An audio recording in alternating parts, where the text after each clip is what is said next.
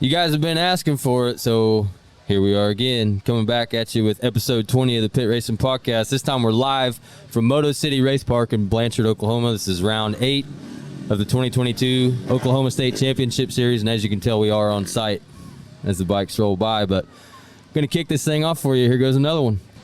I forgot to turn my gas on, and I was doing a backflip.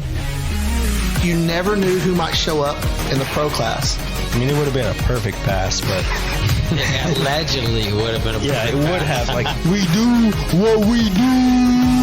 Yeah. Ex-quad god Chase Snap. pit racing, pit golfing. Pit racing. Pit racing, boy. Shit. Presented by SSI Decals, this is the Pit Racing Podcast coming at you right now.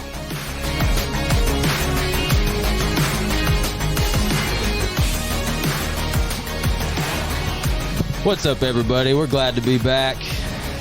Been on a long hiatus. It's the same story every time we disappear for 2 months. We're busy. We're doing this. We're doing that. We're taking care of kids. We're getting paid to be wrong. Installing heat and air systems, whatever we're doing. Supernaw is actually not with us tonight. For those of you listeners who are big fans of Mr. 721, he is not with us this weekend, but we got a couple special guests in the house with us tonight here at Moto City. We got Nathaniel Orr, number 81, riding the Super Mini class in the 85 Open class, correct? Yep. Yes. Up and coming Oklahoma motocross racer. And we also have his dad, who was a motocross racer in his own right back in the day. So, how you guys been? How you enjoying your weekend? We are. Yeah, we are. You forgot we got the quad gun in the house. Oh, sorry. Yeah. Don't forget him. Forgot to introduce my other co-host here, Chase Snap. You guys already know Chase is here, though. Chase is Pit from Pit Racing, so. I wouldn't miss a show. Yeah. If Austin and Chase aren't here and Pit Racing still going on, that means we've moved on to way bigger and better things. But I don't ever think we're going to get quite to that level with this operation. Now, if that happens, that's when you're chasing Morgan Wallen. Yeah, right. Opening up for somebody on the road. But I don't know. I guess Nate, how long you been racing? 9 years, 9 years, pretty sure. and you're 15 now. Go ahead. He started Daniel. when he was 7, so he's 15, 8 years. Yeah. This is his 8th year, I think. Okay. Yeah. You started out on 50s or 65s or what? 50s, yeah. Yeah. They Yeah, we bought a little mini adventure when he was 5, Yeah. and just like, hey, you want to play with this, whatever. Because, back before we bought a motorcycle, he was playing with these little street bikes, like Matchbox street bike motorcycles, and I was like, yeah, we're not riding on the street, dude. If you want to ride, it's going to be on dirt. He goes, okay, I'll ride on the dirt. Yeah. So anyway, what I had was Robbie Reynard's 98 Supercross championship bike in my garage. Oh, really? Just sitting there. What was that doing in your garage? We can't just breeze over that. All right, you're going to get the story. So when he won the championship, I mean, he didn't have anybody to mow his yard, and I had a lawn care service. So I was like, I'll mow your yard, whatever. He's like, well, what can I pay you? I go, just give me a bike. Well, when the season was over, he gives me this championship bike. I'm like, that's not what I was talking about. I want to ride. I want one that I can ride. Yeah. He's like, well, ride it. I don't need it anymore. I've got a Suzuki sponsorship. I'm whatever. So I told him, I was like, I'll never sell it. That's the deal. I'll never sell the bike. If you want it, because I'm like, you need to put this in like a trophy case. Right, you won yeah. the championship, and he won, I think, the East, and Carmichael won the West, and that deal. So that's the bike. But anyway, so Nate sees it in the garage with the blanket over it, and Yeah. he's like, Daddy, whose motorcycle is that? I was like, well, that's mine, He looked at me like I was an idiot. He's like, why don't you ride it? I was like, oh, you want to ride this? I was like, oh, we'll ride. So that's how he started, is on the tank of that bike, Yeah. just riding around our 5 acres. I built we had got some stuff back there, so we were around some trees and just rode around, and he was just ear to ear grin. You know, loved it. And it downhill from there, man. It grew from there. So that's where we're at now. Now he's racing, and he might be as fast as I used to be. I don't know. That's cool. I don't think there's too many people out there that could say, "Oh, I started my riding days by riding around on the tank of someone's supercross championship bike." Yeah, and I'm not sure we were supposed to have that bike, but you know, Robert told me, he goes, "You can't ever sell it. You know, it's got." I said, "I'm not going to sell it." Eventually, like a few years into Nate's racing, Robbie stops me at his track, you know, Reynard Raceway, and he's like, "Hey, you still got that bike?"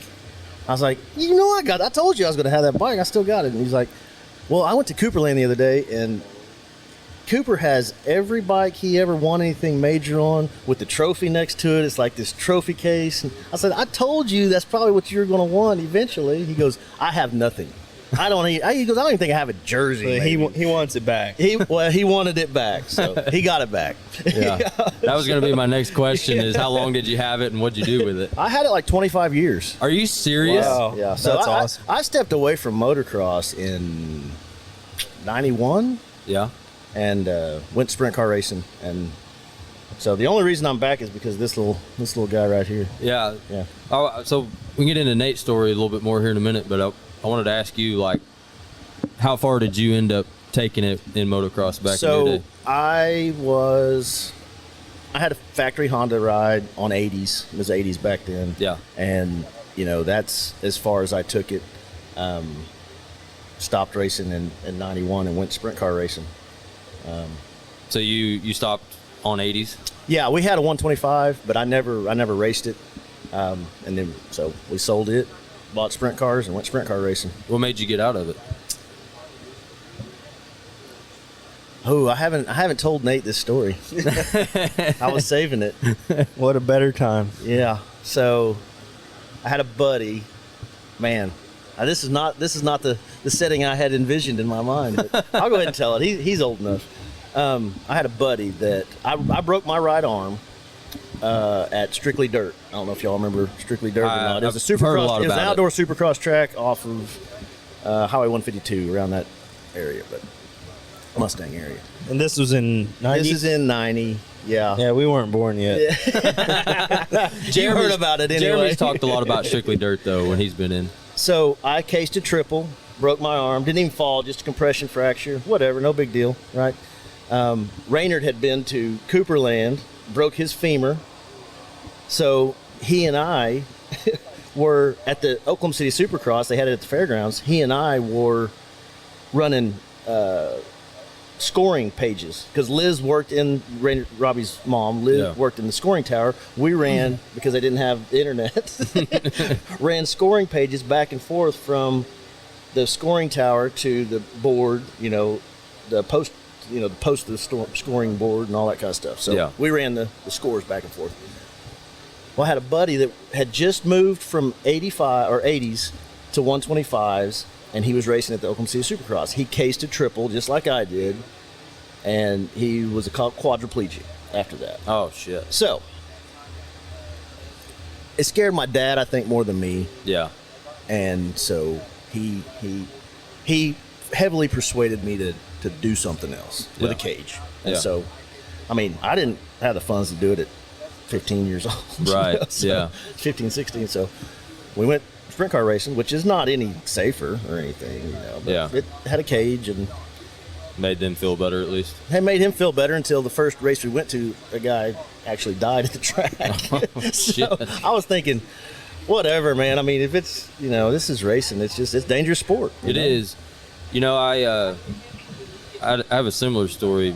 We didn't quit racing, but we were at a couple events when I was growing up where people either died or got seriously hurt. But both those instances that I can think of, like the one guy, well, Chase, I think, was there for this. There was a guy that died it was called Extreme World back then, Tulsa Motocross Park. Yeah. He died racing a quad.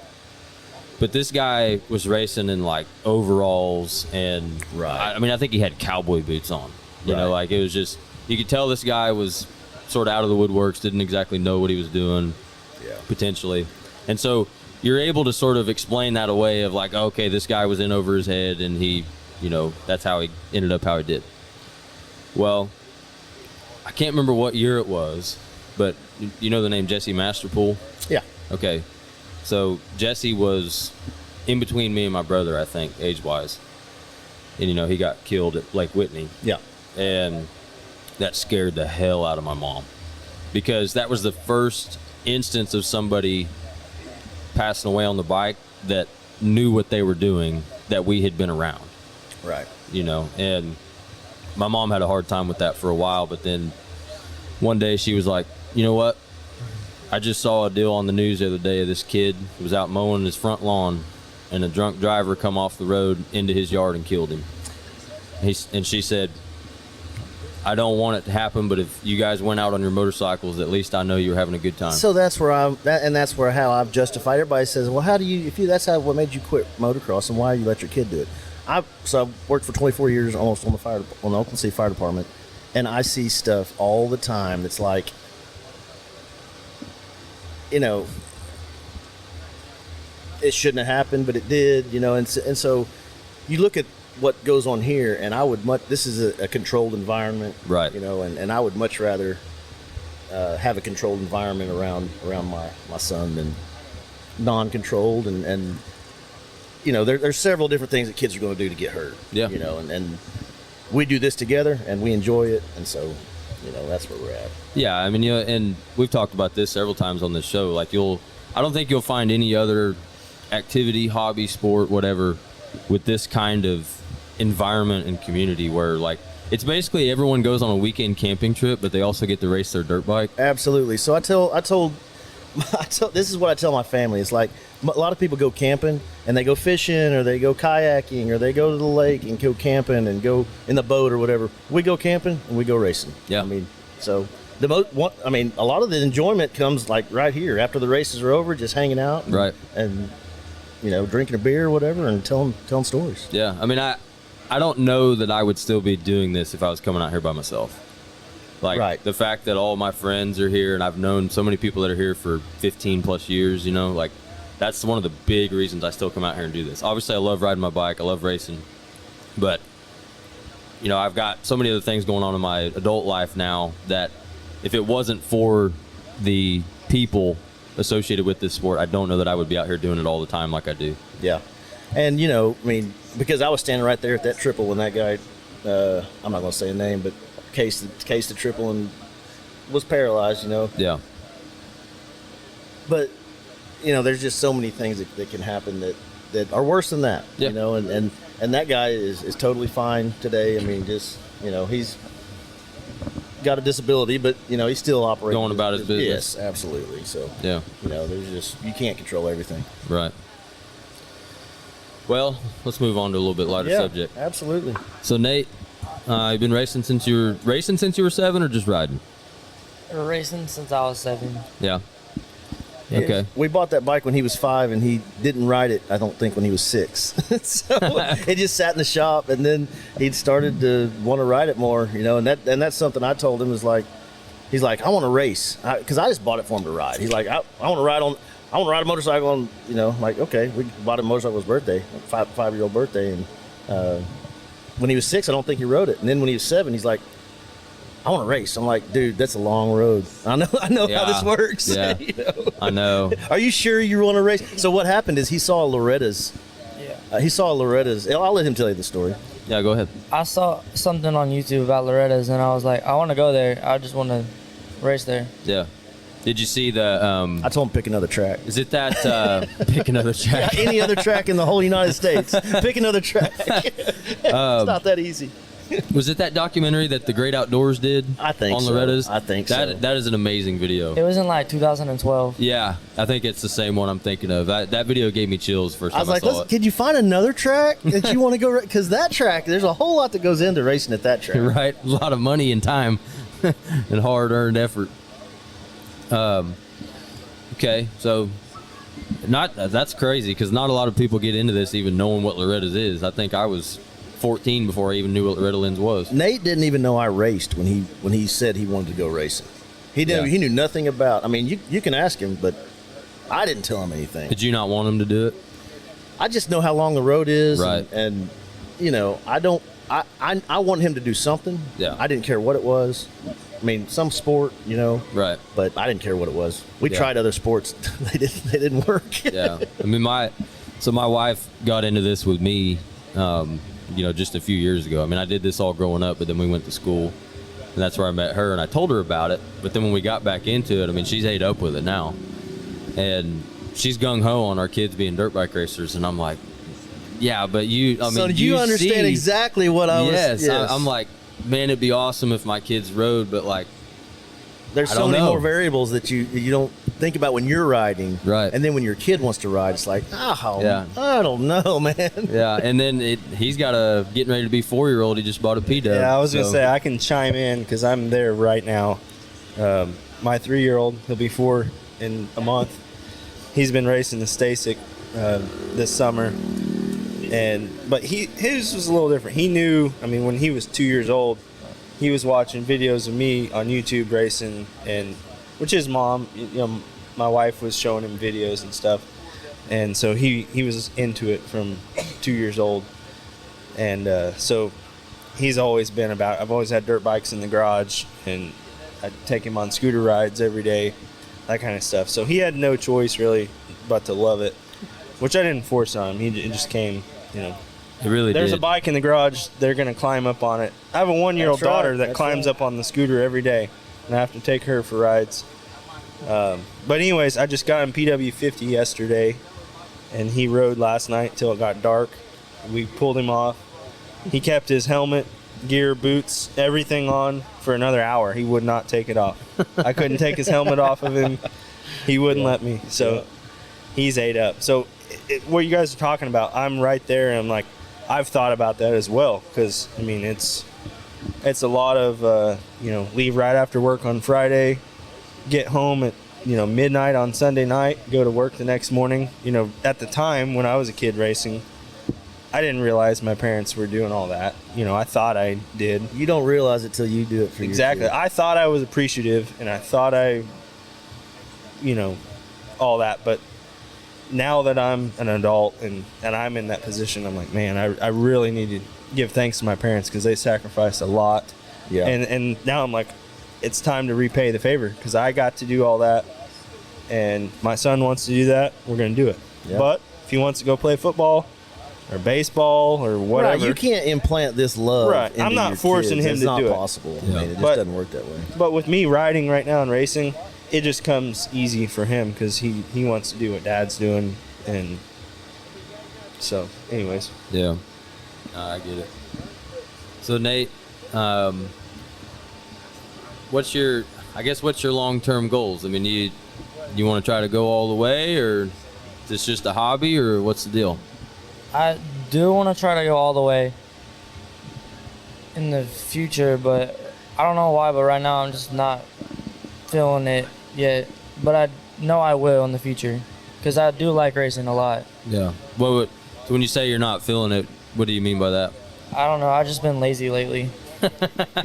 How old are you, Nate? Well, 15. I was 15, gonna. I think we said that at the beginning. But Yeah. you still got a Welcome to little being time. 15 years old, brother. You got a lot of. You're at that point in your life where there's a lot of things going on. Yeah. You're just getting to the age where you're starting to notice girls a little bit, and you got buddies at school, and you know all this. Believe me, we understand. We understand. Yeah. Dad doesn't like it exactly. Dad wishes his work ethic was a little bit higher, but Yeah. So have Hey. you? So you've been to Loretta's several times, right? You've been Yeah. three times. Yes. And you went this year, and did you go the previous year too? Yeah. Yeah. no, we didn't make it in. Yeah, we did make it in. We didn't make 21. it in 20. We made it in Not 21. Yeah. Okay. So you're going to Loretta's every year. This was your best year from what I saw, right? You had Yeah. some top tens while Yeah. you were there. Yeah. Yeah. I mean, I can tell you just from watching you last year that, I mean, you've made serious improvements on the bike. Yeah. And- It's like it's just like the bike is different, and it's set up better, and I've been faster, and I've been getting better, It's mainly the bike though, because I didn't really like know how to ride very well Yeah. on the bike that I used to have, and then we like learned how to do more stuff with like bar risers and stuff to make it fit my like size. Yeah, you've been a tall kid for a while. Yeah. Yeah. I mean, so I'm going to disagree with you. I wouldn't say it's all bike by any means, because you could put me on the baddest freaking factory bike you could find, and I'm not going to beat Giancarlo Clouser and Jason Brunk. It just ain't going to happen. So I personally think you've made a lot of personal strides in your overall ability on the bike. Have you been training or anything like that, or you just kind of go out open ride days, practice days at the house, or what? I train in the summer, but I don't really have time to train during the school year, because Right. I go to school and I have cross country after school, and Yeah. as we get home at like 6 o'clock, Yeah. and it's like almost already dark, Mm-hmm. and I'm tired. So, Hey, but if you think about it, cross country is training in itself. That kind of sounds like my schedule right now.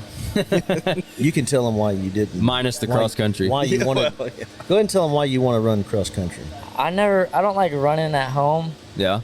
because it's so aggressive with my dad, and He's calling you out, Daniel. I It's knew just- that was coming. it's just like he'll run with me, like and it's like I can't let him beat me because he's like Oh, yeah. he's like 20 years 30 years older than me. Yeah. I can't let that happen. That reminds me of Supernon. I his was dad. just getting ready to talk about And you when know we were I'm not going to teenagers. let him win. I'm giving it all I got. Yeah. That's just how I'm built. So. So I grew up, I spent the better part of my life at Cole Supernon's house with his family.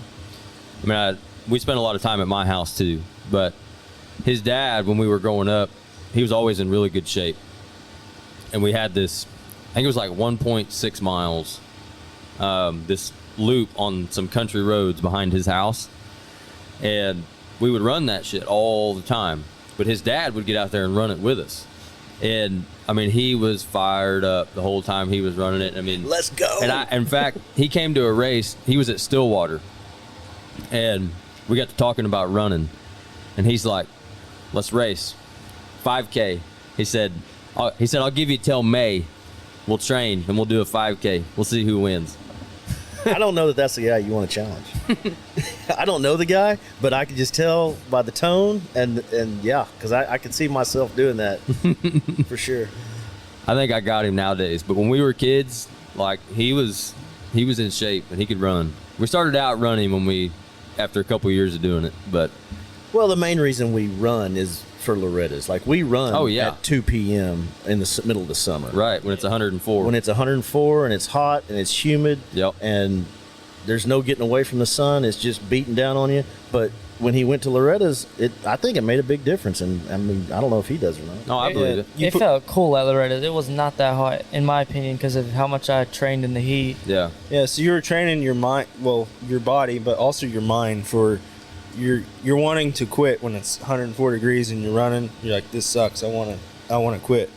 But you keep doing it. You're training your mind and your body to keep going, and that's what you got to do at Loretta's. Yeah. So you're preparing yourself for Well, that. and then when we do train, like we can train at the end of June, July, and August is the only because he's in school, you know? Right. And we go to Reynard's, and for some reason it's 10 degrees hotter at Reynard Raceway than the rest of the earth. And I mean, in Oklahoma, anyways, it doesn't matter what the temperature is. It's 10 degrees hotter at Reynard's. Yeah. It's just hot and humid. He's and got a blast heater out there somewhere. I don't know what it under is. that dome. I don't know what it, especially on the starting line. The starting line is like 3 degrees hotter than the rest of the property. It's crazy. Yeah, no, I get it. I mean, running is, like you say, Chase, it's like probably 80% mental training as much as it is training your body. Because I ran cross country in high school too. And it made a huge difference for me riding the bike. Like, I don't ever remember in high school getting tired in a race. Now, granted, I never went to Loretta's and did a full 20-minute Loretta's moto, so I never pushed myself to that degree. But going to state races and stuff, I never remember getting arm pump or getting winded on the bike going to a state race because we were running 4 miles a day back then. Something else we do, and you talking about Florida? Oh yeah, You can tell them about Florida. We go to Florida every year, and it's On usually vacation. It's like the week before Loretta's. Yeah. And so we like get up in the morning and we run on the beach for like the sand, Oh yeah. And then it's like hot. We did it this year. It was very rough. Yeah, but then you feel amazing for the rest of the day. Yeah. Amazing the rest of the day, and then when we go to Loretta's, it's not as tough. I mean, Yeah. so that's the biggest thing. Is like take that element away. There's one element that you can control in motocross, and that's your physical Fitness. conditioning. Yep. So get that. I mean, that's just the way I've tried to teach him. Get that behind you, make that not an issue, and then go work on the rest of your riding. And like you said, he's done better this year. He's really picked it up, and he's gotten more serious. I mean, he doesn't realize it because he's 15. But Yeah. No, I get it. And well, I mean, I filmed all the state races last year. I have a lot of footage of you too. But you know, when you're filming, you get biased towards the front of the pack. I mean, it's just not near as interesting to film guys in 15th as it is to film the front two guys, right? Yeah. And you and Susie, you know, were always the front two guys in the 85 classes. And I remember last year, you know, like you'd give him a run, but sometimes he'd beat you or whatever. Sometimes you'd beat him. And I've seen you ride this year, and you look so much more aggressive on the bike. And like you're just sending it over it. Like I watched you today, and the finish line section, I mean, you're going faster than me through there by quite a bit, honestly. And I mean, I never watched you last year and thought, oh, this kid would spank my ass. And I watch you this year, and I'm like, this kid would probably gap me by like 3 seconds, and I'm on a 350. At least. he's done a lot better. I mean, a lot of that credit goes. We've worked with Reynard's dad, like Robert Reynard, Yeah. Reynard Modifications. He helps us with suspension and motors and stuff, and he's helped us a ton this year. We didn't really work a lot. We started working a little bit at the end of last year. Yeah. But I mean, he's getting bigger, and so we knew we needed better suspension, and he's always helped us with suspension, but he's really helped us a bunch this year. Right. Well, and you get to a certain level in the local scene to where it's hard to gauge yourself anymore. Because like the last 3 races we've been to, you won every moto by like 8 seconds, right? And so you no longer really have an idea of where you stand relative to like the big dogs in the sport, right? You got to go to Gatorback, or you got to go to Loretta's or Ponca, the National, to really see where you stand. Yeah. And so I can see where you think like, oh, you know, I'm not doing that good, or I'm not really working that hard or whatever. But it's hard to come out here to this state race where we have like 250 entries for the weekend, where you're blowing everyone's doors off and really know where you're at. But I got a feeling you're going to hit the Nationals here in the next year or so and be surprised at where you're at. You're doing top 10s in, what was it, the Super Mini class at Loretta's? No, we didn't try to qualify for the Super Mini class. We ran some regionals just to basically get the bike on the track and look at some lines and stuff. But we Mini Senior 1, Mini Senior 2 at Loretta's. Okay. And what was your overall finish? 11th and 13th. 13th. So he got a 13, 13, 13 in Mini Senior 2, Yeah.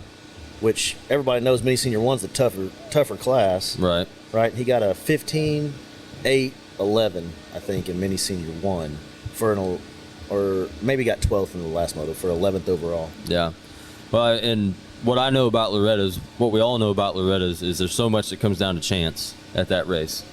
Like, it's very rare you see someone go 1-1-1 or 2-2-2. Right, Or right. like it's always flip-flopping a Even little the bit between fastest motos. guy there doesn't go 1-1-1 usually. Right. It's, I Unless mean, it's usually Mike Brown. you got like a 1, a 4, and a 2, you know, for the first overall. And I mean, to me, you know, a 10th, a 12th, and a 15th, or whatever you said, to me that means you're top 10 in the world in that class.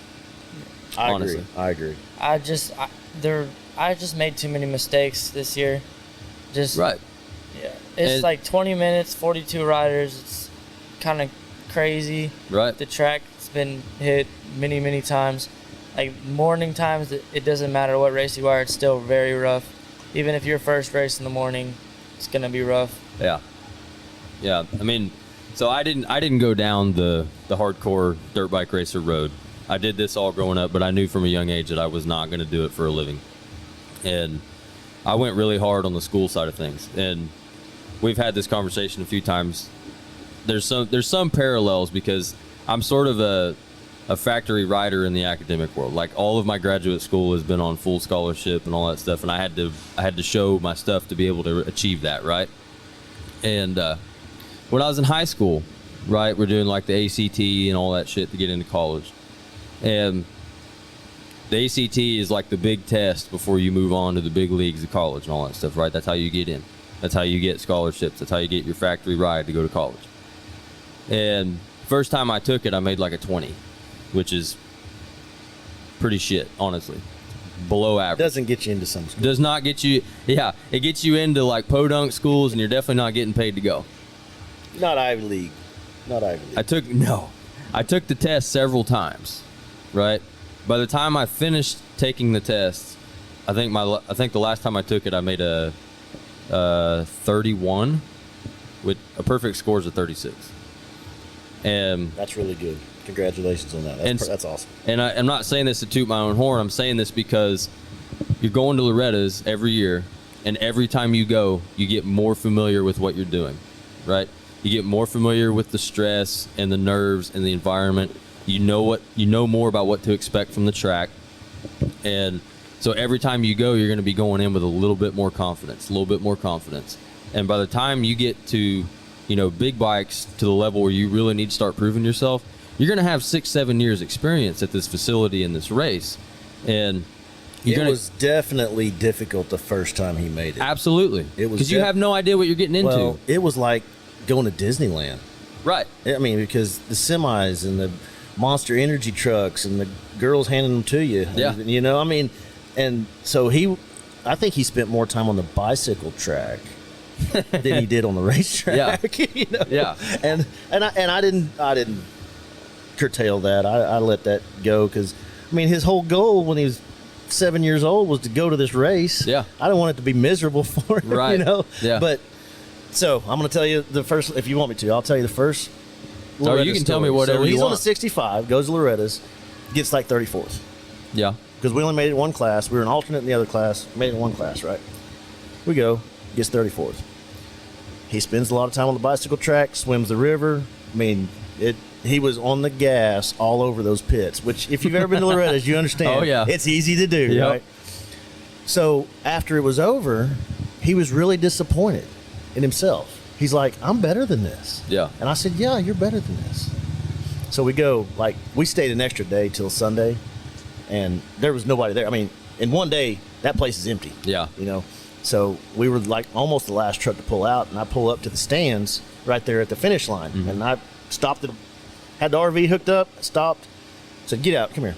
So we went to the top. I said, look, because he was so nervous every moto. It was, super nervous. Right.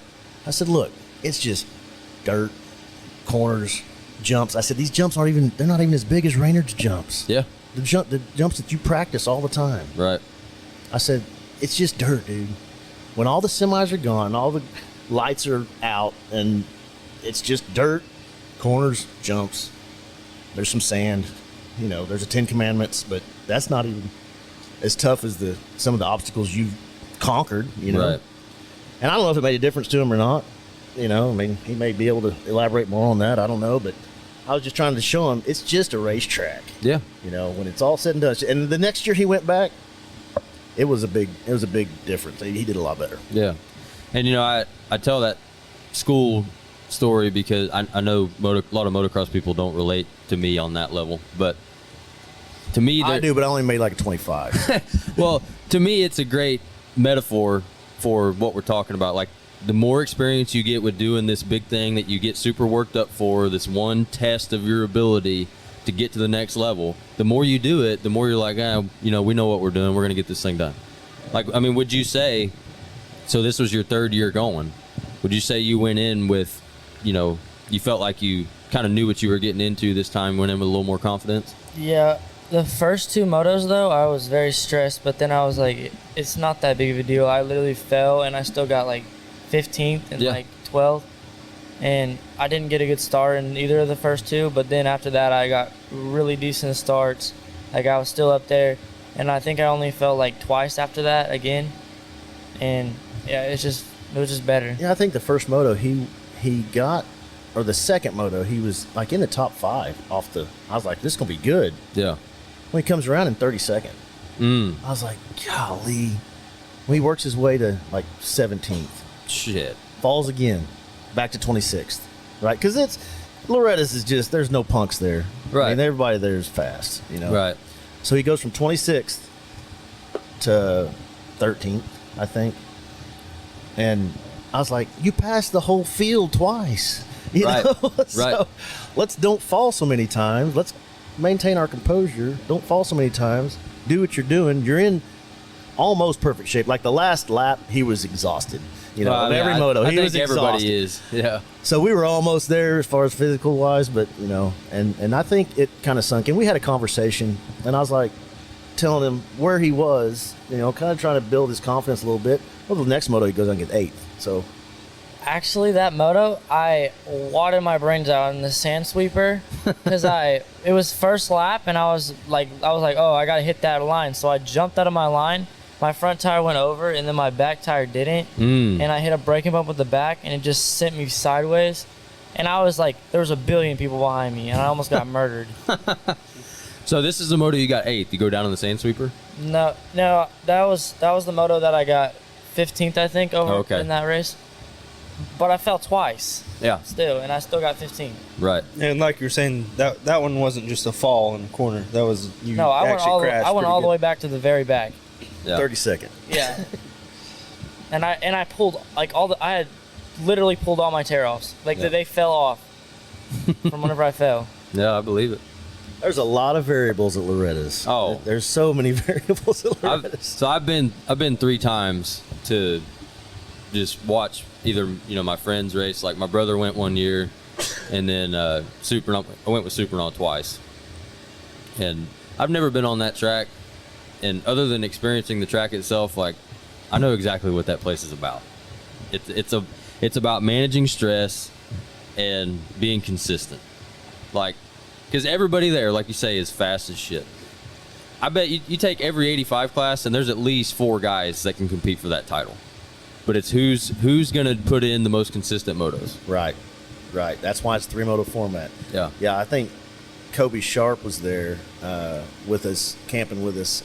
Was that wasn't this year? That was last year. That was 2021. 2021, the 40th anniversary. And he came off the track and basically accused me of child abuse for sending my kid out there. He said, I can't believe you let your kid go race that racetrack. I was like, is it that bad? He goes, it's that bad. It was worse this year. It was way worse. Yeah. It's crazy. So was it, Chase, you watched it this year. I didn't get to watch as much of it this year, but I think it was last year maybe. They were saying they were leaving a lot of the track rough for the next day. Did it seem like they did that this year? They didn't leave it rough, but the sand sections, they were so big that the braking bumps were so big that whenever they plowed it, it was basically a jump that they were plowing. Really? So it was basically just a big old, like jump. Yeah. And it was like just plowed over. Yeah. And it didn't really matter what you did. They probably should have just left it rough anyways. So they're basically filling in all those whooped out sections with the topsoil, and it just gets ate right back out. Yeah. Yeah. No, I watched it all week, or the best I could between work. And of course, on TV, it doesn't do it justice. But, you know, racing my whole life, you can kind of see and tell. Like, you can see the bikes. Yeah, the average Joe watching doesn't see it, but if you've raced your whole life, you can tell. And it was gnarly this year. It was very, very gnarly. Oh, that sand sweeper though that I wadded it in, I was like doubling through it. It was crazy. Yeah. I was like, because there was like, you come off that big old triple and then you go into that part and you just wheelie through half of it and then you just kind of just go through it as fast as you can. Yeah. I mean, it sounds to me, Nate, that once you get the mental game down, you're on your way, brother. Yeah, you definitely. I was watching you today. You've got great skill in bike control. Just from talking to you a little bit, you got to get that confidence just in your head. You know you can do it. Yeah. And you're going to go to the next level. Which all that is just self-talk. Just talking to yourself. Because, I mean, like when I play shows, you know, I don't outwardly say this, but to myself, before I go on that stage, I'm like, there ain't a single motherfucker around here that can sing as good as me at all. I'm the best in the building. That's what I tell myself every time before I go on stage. I think that's a Kid Rock lyric, somewhere similar to that. It might be. But you know, whether that's true or not, that's what I tell myself every time I go on stage, and I still get a little nervous, but that puts me in a zone to perform. And I've noticed that doing that, I end up playing better every time I do that. And you got to get to a point in your headspace, which I've never fully gotten there on a dirt bike, because like I said, I just wasn't born for that route. But whatever your chosen path is, you know, you got to get to a point where mentally you say, like, I can fucking do this. You know what I mean? This is my jam, and these kids ain't gonna beat me today. He is fun to watch. I mean, I know I'm dad and all that, but you know, I've had a lot of people come up to me like, man, I think he's got it. Whatever it is, you know, I think he's got it. Yeah. And I think you're right. I think if he had a little more confidence, I think it would definitely take him to the next level. Yeah, and that takes time, you know. But you know what I appreciate about you, Daniel? I've talked to a good amount of dads of kids who are potential superstars, and all the dads are so damn cocky about their kid, and they're just almost annoying to talk to, you know. I mean, I know some people around here that are that way. We're not going to name any of them, but it's just like, yeah, I get it, your kid's awesome, but like, you don't need to sit here and explain that to me for an hour. You know what I mean? And you're just a lot more modest about it, and I appreciate that. Well, all the credit goes to him. He tries hard. He throws his leg over that motorcycle, and, yeah. and he's giving it everything he's got, and that's all I ask for. I mean, this sport, you know, everybody wants to say, "Oh, is he going to be a pro? Is my kid going to be a pro?" On 50s, they're, you know, moms and dads are out there. Probably yelling. not.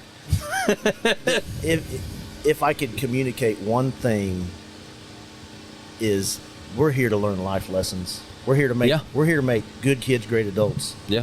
And no matter what they go pro in, and I know everybody sees the football commercials. Most of these kids go pro in something else besides the basketball or football, which that's what the NCAA commercial is about. But yeah, it's true here. I mean, and I heard a comment today. You know, there were some parents yelling at their 50 kids. You know. Oh yeah. Don't get me started. and you know, they're like, if you're not going to go any faster than that, we're not going to do this anymore. Because you're not ever going to be a pro. Well, how many football, basketball, soccer players are there out there that really think they're going to be a pro doing it? They're out there to build character. They're out there to build, you know, to learn life lessons and be better in life and learn how, you know, when you get knocked down, getting up makes a difference. Yeah. You know, and luckily for me, he's chosen this sport, and I know how to teach that in this sport, and because that's how I learned it. And so, you know, it has nothing to do with me. It has everything to do with him. You know. I agree with you 100%, because if this sport has taught me anything, it's to not be a bitch about anything. Whether it's, you know, you get hurt and you don't whine about it, or you don't do as good as you wanted to, you don't whine about it. On to the next one. And when you get knocked down, get up, because it makes a difference. Yeah. And I'll never forget one time we were at TMX, and I think they were having an Ironman one year. They used to have this race there. It was a Labor Day weekend. It was a 4-day race. You could race up to 4 classes for free. Yeah, I think you just paid your gate admission. Yeah. And you got to race for free. Yeah, races were free. You paid your gate fees for the Friday, weekend. Saturday, Sunday, Monday. Yeah, it was a long weekend. And I think it was like the second or third night. Part of it was a night race. I had a pretty bad crash and banged up my knee. I still have fluid in my knee to this day. I was like 13 years old. My knee's all swollen up. I didn't tear anything. I just like deep bruised it, you know. I'm limping back over to the campsite, and my stepdad, who raised me and took us racing, and then Supercross dad are sitting at the camper drinking beer. I sit down and I kind of complain about my knee a little bit, and Supercross dad goes, "Do I need to go get you some Vagisil?" And that was all that was said. That sounds like a fire department comment if I've ever heard one. That was all that was said, and I continued racing the rest of the weekend. Yeah. You know. I've asked Nate, are we going to the doctor? I mean, if we're not going to the doctor, then I'm going to do what I can, but is it broken or is it hurt? Yeah. I mean, there's a difference. Mark Blackwell has an excellent way of asking that question. He says, "Are you hurt or injured?" Yeah. And I love that question. I'm like, that's perfect. Because it's like, does it just feel bad, or are you actually broken? You going to say something, Nate? I broke my foot in underground, or was it underground? No, it was at Oak Hill. Oh yeah, okay. And I get off the track and my foot like has a huge like cut in it, and we get to the pits and my dad's like, "Can we race again?" Well, I didn't know how bad it was, and that's something that you learn being an EMT and dealing with medical stuff. The person that knows their body better than you do. Right. So it wasn't swollen yet. It was bruised. I said, if you had to ride right now, could you do it? He said, no. I said, okay. Packed up, went home. Yeah. It's that simple. Okay. I mean, I'm not pushing that, Yeah. And it was broken, and we had time off. We still made it to Loretta's though. So Yeah. It was. Yeah, I just got my cast off, and I'm pretty sure that like next week or two, that's whenever the area was. Mm-hmm. Yeah, and I hadn't been practicing. I made the area pretty easily, and then we started hardcore training after that for the regional, Yeah. and then even harder for the National. national at Loretta's. Right. When you guys get a chance, Nate, maybe you more likely to do it because Daniel, you said you don't listen to podcasts, but This is the first podcast I've you never ever listened to one, and now you're on done or listened to, or yeah. one. But we did a show with Taryn Odell, and Taryn told this story from Loretta's. They pitted right next to Villapoto at Loretta's, and he said Villapoto had a broken ankle. Was it? It was something. I think it was something on his leg, and he was still racing. And he said they were like rubbing. He called it horse cream on his ankle. I guess it like made his whole lower leg go numb. And before he'd go out for the moto, and then he'd come back to the truck and they'd doctor it up and do all this and that, and he would just keep racing the whole rest of the week.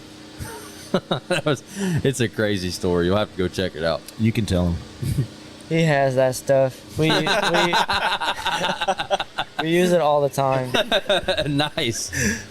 There's a reason they both looked at each other when you said that. Yeah, I need to put some on my forearms for the motos. I need That that. make them So go numb. if it's broken, we're not going to, we're not messing with it. But if it just hurts, Yeah, I can assist getting them through it. yeah. So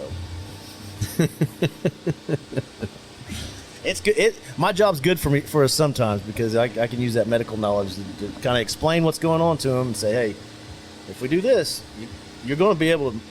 I mean, it's not going to hurt you any worse. You're going to be. But I'm not here to try to make him ride on a broken ankle. I don't think I'd do that. Yeah. I don't know. I mean, back in them days, Villapoto was kind of at his height as an amateur. And I didn't realize this, but apparently factory amateurs get paid. I didn't know that. Yeah. So Yeah, they do. Yeah. Their parents get paid. Yeah. Okay. So I think that's how they get around it. But Yeah. Yeah. Like, who is it? Freaky Fast. Who's that? Ryder D. Ryder Oh, yeah. D. I think he was at like $500,000. As an As amateur? an amateur. That's the rumor. Holy shit. I don't know that for sure, but Wow. I think the Subway, or not Subway, but Jimmy John's, Yeah. I think they treated him pretty right. Wow. That's amazing. $500,000. I wonder what ballpark Cincinnati was in. Because that was like the god of gods in But the I amateur think it was world. to their parents, so it made it legal, right? I think their parents Yeah. got paid to run those logos on their bikes. Yeah. And whatever, it's advertising. Yeah. So Yeah, it makes sense. Yeah, so Jimmy John's is writing check for advertising. Yeah. Instead of putting it on billboards, they put it on their moto van, and I mean, you so can if do anybody out there is needing a sticker put on our, we have vans, we have trucks and trailers. I'm just kidding. that. We've got the Pit Racing podcast. I was going to say, you want to run some pit racing graphics? Absolutely. We'll hook you up. Absolutely. We can hook you up. Absolutely.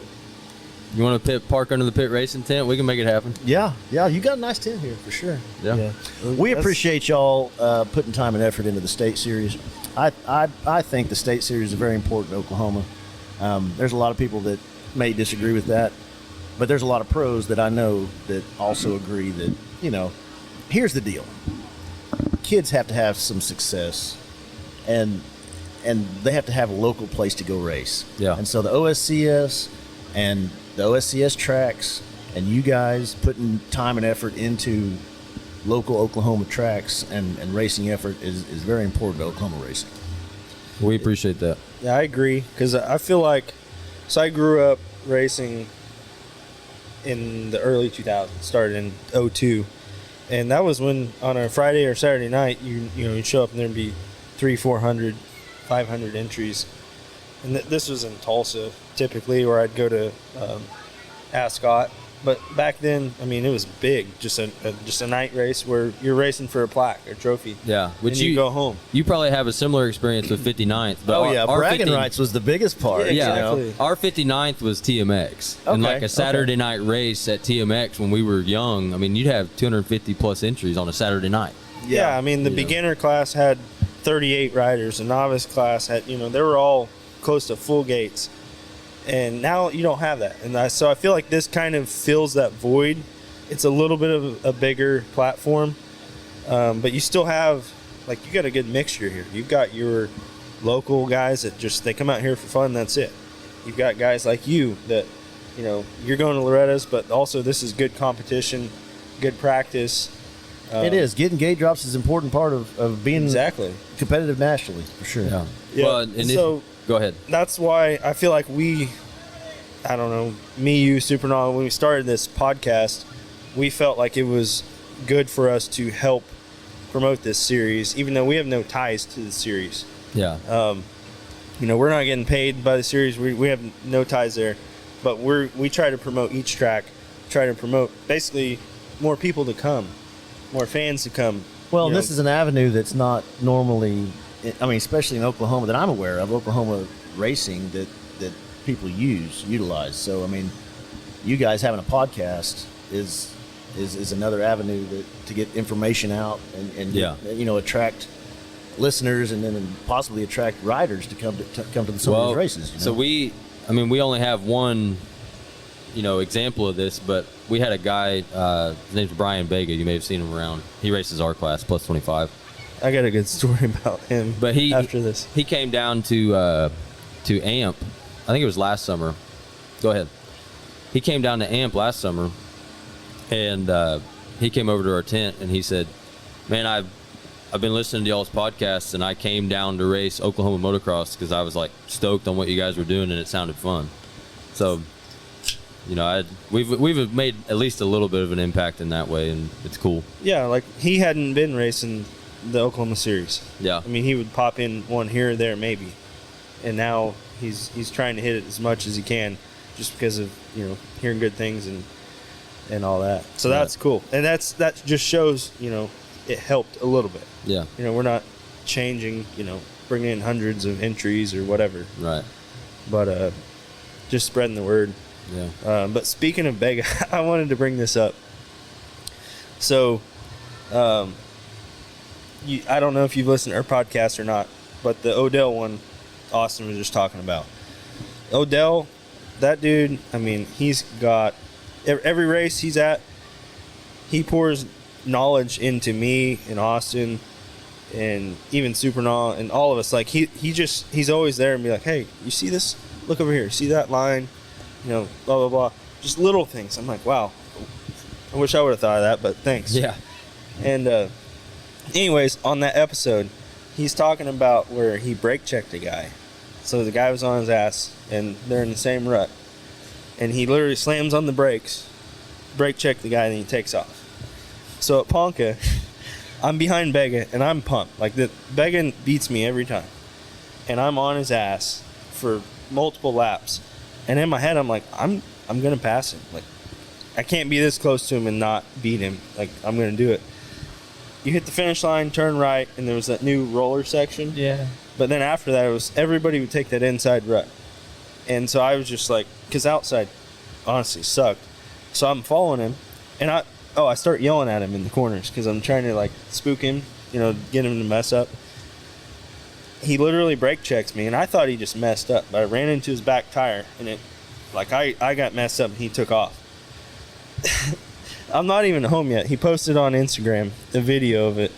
Somebody was filming, and he's dying laughing. He's like, I brake checked him. I heard him yelling at me. I brake checked him. And I called him. I'm like, "No way, you brake checked me? I thought you messed up." And he's like, "No. Matter of fact, I was listening to the Taryn Odell episode of your podcast, and he talked about brake checking somebody. So I tried it on you after you were yelling at me, and I'm like, oh my god, you learned a trick off my own podcast and used it on me. I mean, it was classic. Yeah. So, Nate, what are you hoping? Like, you're gonna go to Loretta's as many years as you can from now on, I assume. Yeah. Try to. Yeah. What's the hope? I mean, obviously you want to go in there and win a championship. That's a given. But we know that going there and winning a championship doesn't guarantee you a ride or anything like that. I guess this is a question for Daniel too. Like, what's the plan moving forward for trying to navigate your way into some sort of support like that, to where, it maybe takes a little bit of stress off of you guys, but also benefits him in terms of being able to, develop his racecraft on the bike and, maybe putting him on better equipment, things like that. It's like top 5 I'm good with at Loretta's. I got Instagram. It's like post that on Instagram. Somebody will see it, send it to somebody else, and then and it just could be a big chain, and then you could still get a sponsor. Yeah. And other sponsors refer you to other people and stuff. So we're just trying to build slowly. Yeah. Yeah. And I'm sure that might sound kind of crazy to your dad, but that's a real thing in today's world for sure. Yeah, Instagram and stuff, social media. It's a big part. To give you an example, so Toot your own horn over here for a minute. well, I mean, it's relevant to this conversation. I don't understand the Instagram. I don't have Facebook. I don't. I don't. I was gonna toot your horn for you. I know you're unplugged. So to give you an example, right? So it was like about a month and a half ago, I think. I started really posting a lot of singing videos on TikTok, and they didn't really do much for a while. But then all of a sudden, I posted this cover of a George Strait song, and some people liked it. Like, it got a decent amount of views. Then I posted another video, and then all of a sudden, I have like 10 videos that are over 100,000 views, and I got a couple of them that are over 500,000. And I was like dumbfounded. I'm like, what is going on? And 2 weeks later, I get a message from a guy that says, hey man, I've seen your videos. I like what you're doing. Here's my number. Please give me a call. And I called him up. Turns out this guy's good friends with a handful of old school country stars from the 90s and early 2000s. And he said, I'm talking with some people right now. We want to fly you out to Nashville and have you play in this little venue on the outside of town that a lot of like record label people hang out in, and maybe we can have some conversations. That was a few weeks ago. I had that phone call, and I don't know if anything will ever actually come of it, but it just goes to show you that in today's world, if you promote yourself well enough on there and you are able to demonstrate what you can do via social media in that way, it can open up doors for you. Which in our situation, I think is probably a good thing. Yeah. Because the factory, a lot of the factory riders are already set. Right. And unless something happens with them, or they change brands, or they decide to do something else, then they're pretty set. So. Or you just go out and beat them. I've always thought that there's plenty of corporate money out there. Correct. If I can find somebody with corporate money that's interested in this sport, or interested in Nate, or there's plenty of money out there. Now, everybody's chasing the KTM, Yamaha, Honda rides. Yeah. But outside the box, that's just how I think outside the box a little bit. There's plenty of money out there. And you come from sprint cars. Look at sprint car teams. Where do they get their money from? All right. Look at Jeremy McGrath. His big ride came from what was that? His first sponsor that really broke him into the scene. Not Bud Light. It wasn't a factory Yamaha, Honda, Kawasaki ride. Yeah. That was we were young. I know y'all were young, but yeah, I know we were what watching you're saying. Jeremy at the end of his career. There's this corporate companies and stuff, and they pour millions into NASCAR, right, and all Formula these other One. things. motocross is tough because you don't have those millions of dollars in revenue for Right. motorcycles that the cars industry has. Yeah. So it's going to take a special sponsor to be outside the box. Somebody and that come in appreciates it. and give you the same JGR Yamaha ride. I mean, there's people out there. So you just got to network and find them. And so what y'all are talking about is how that works. I believe. And also there's divine intervention. Of course. That's part of how I believe is. There's a lot if of this luck is God's involved. plan, then that's it's going to happen. Right. We're going to do the best we can, and humanly possible, and then God's got to bless. And also, too, I want to say, Nate, like you were talking about, social media, all that stuff. But also, too, you just put in the work, and you go out and beat those kids on factory rides. You put in a top 5 every moto at Loretta's. All of them, they're going to be looking at you. Every single one of them. Like, who's this guy? And He's not on this Husky team or this Cowie team or this Yamaha team. He's on Orr Racing Husky, or / pit racing team. Hey, hell yeah. I like that. That sounds good. But no, I mean, even if they're not looking at you, after the motos, you can walk over to the KTM tent or the Yamaha tent and say, hey, I just got 3rd place. Let's have a conversation. Yeah, I think at some point, for sure, they would definitely say, I'm tired of trying to beat this kid. Let's get him on our side. Yeah. So that possibility's there. Definitely. But I'm not cutting out the rest of the corporations out there that have plenty of money to compete with Yamaha, Honda, Kawasaki. I think you hold both hands out in both directions. Yeah, and you pile put it up and and you put yourself in the right position. Yeah. You on board with all this, Nate? Yeah. He's like, I just try to ride. I try to twist the throttle and hold on as long as I can. That's all I know how to do. That's how my brother was. I remember, so when we were growing up, my brother, he never really worked on the bikes or anything. Like, I changed his air filter for him all the time. I washed his bike for him all the time, all that stuff. And I remember I asked him one time, I was like, you ever going to learn how to do any of this? And he's like, I just ride. I don't plan on learning how to do this. I think that's where Nate's at. I don't plan on learning how to do this, but I may have to. Hey, I seen him over there today sitting and watching what you were doing. Yeah, it's because I told him to. He'll pick up on some of it. Yeah. He's actually really good at like figuring out how things work. Yeah. And being able to figure that out. But which is a good. I mean, that's good about racing. You need to know how things work. Right. I'll give you for example, like, I don't know if y'all know much about NASCAR, but Christopher Bell is from Norman. Well, his dad was my basketball coach. Oh, really? And so that's kind of how he got into sprint car racing, was coming to watch me drive sprint cars. Yeah. So, but Christopher Bell was all about learning how that race car worked. Like, my dad worked on his car.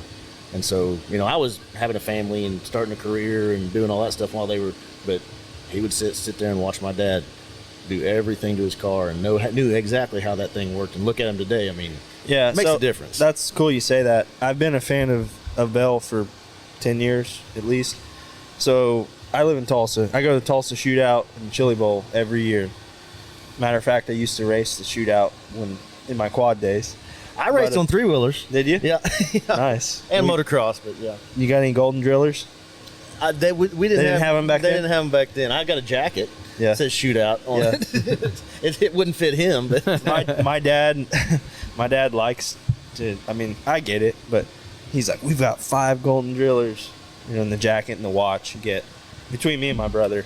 But my dad raced sprint cars in the late 80s, early 90s for a couple years, because his dad did too in his day.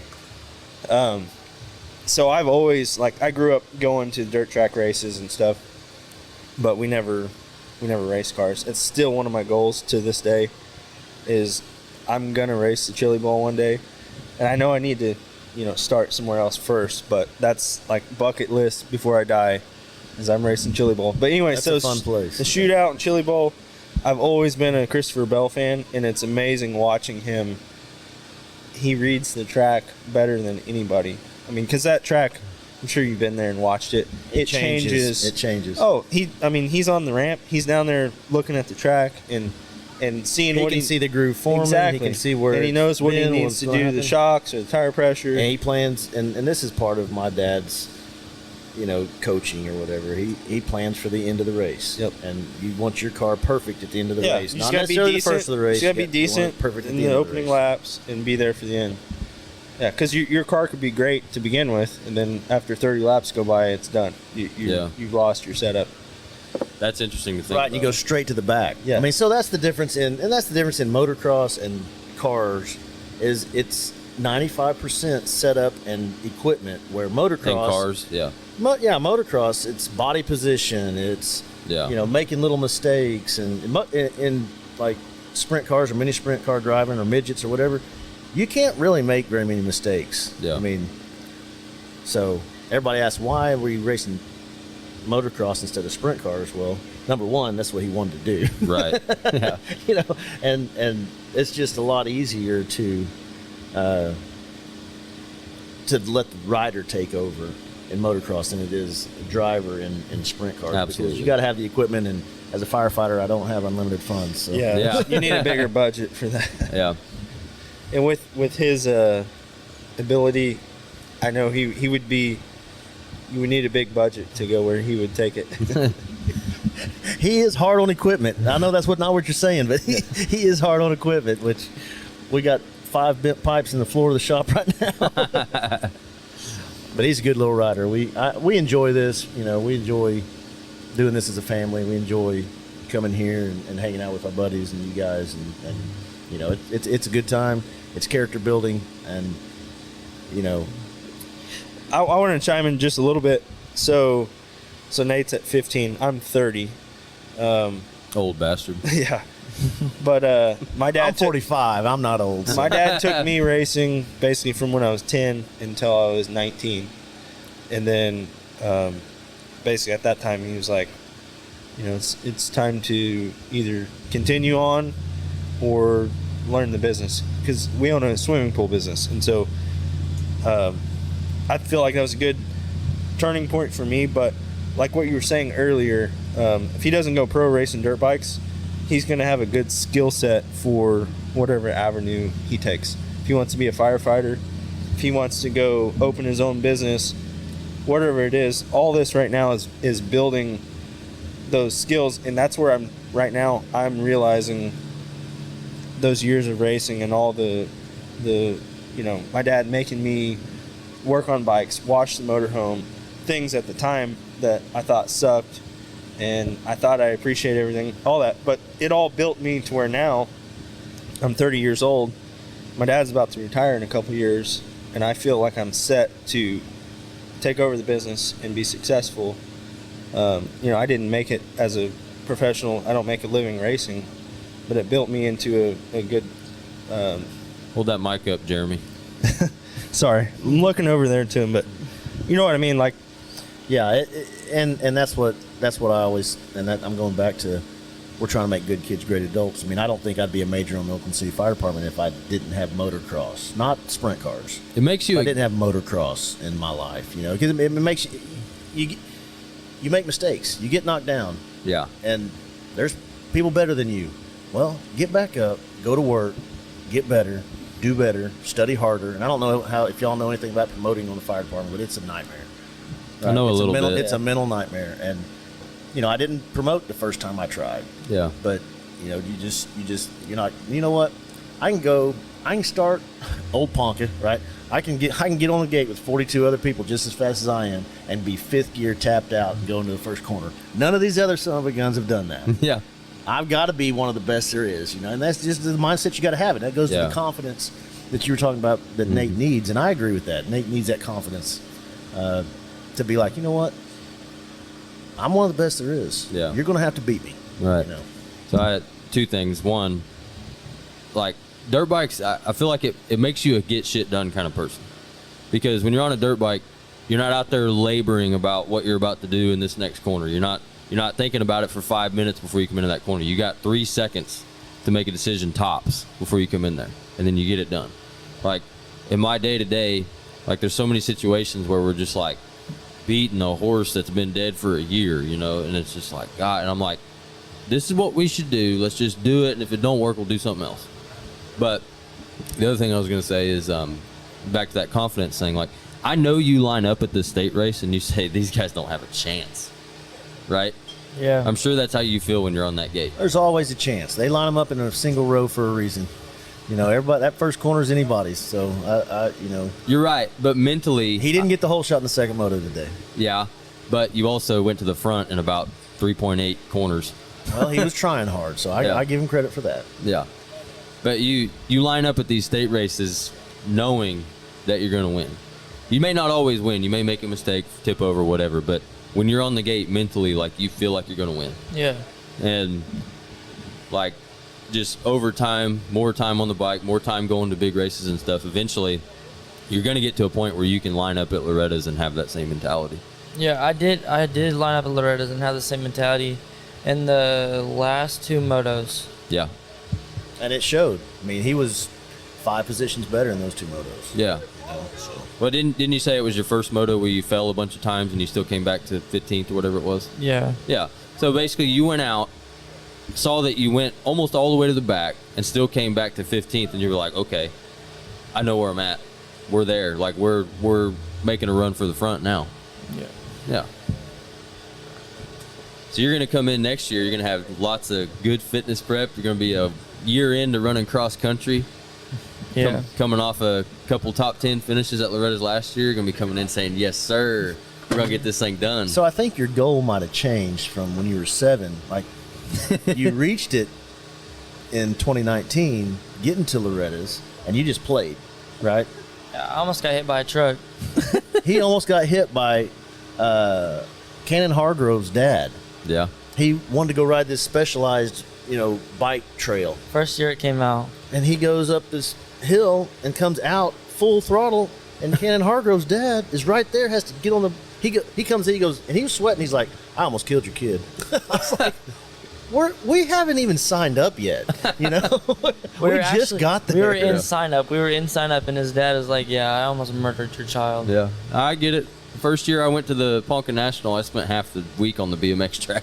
Yeah, that's exactly how it was. It was the new specialized half electric bike that's so fast. Yeah. I came out of the hill like full speed. Like a really tame dirt bike. And a Ford almost plowed him over.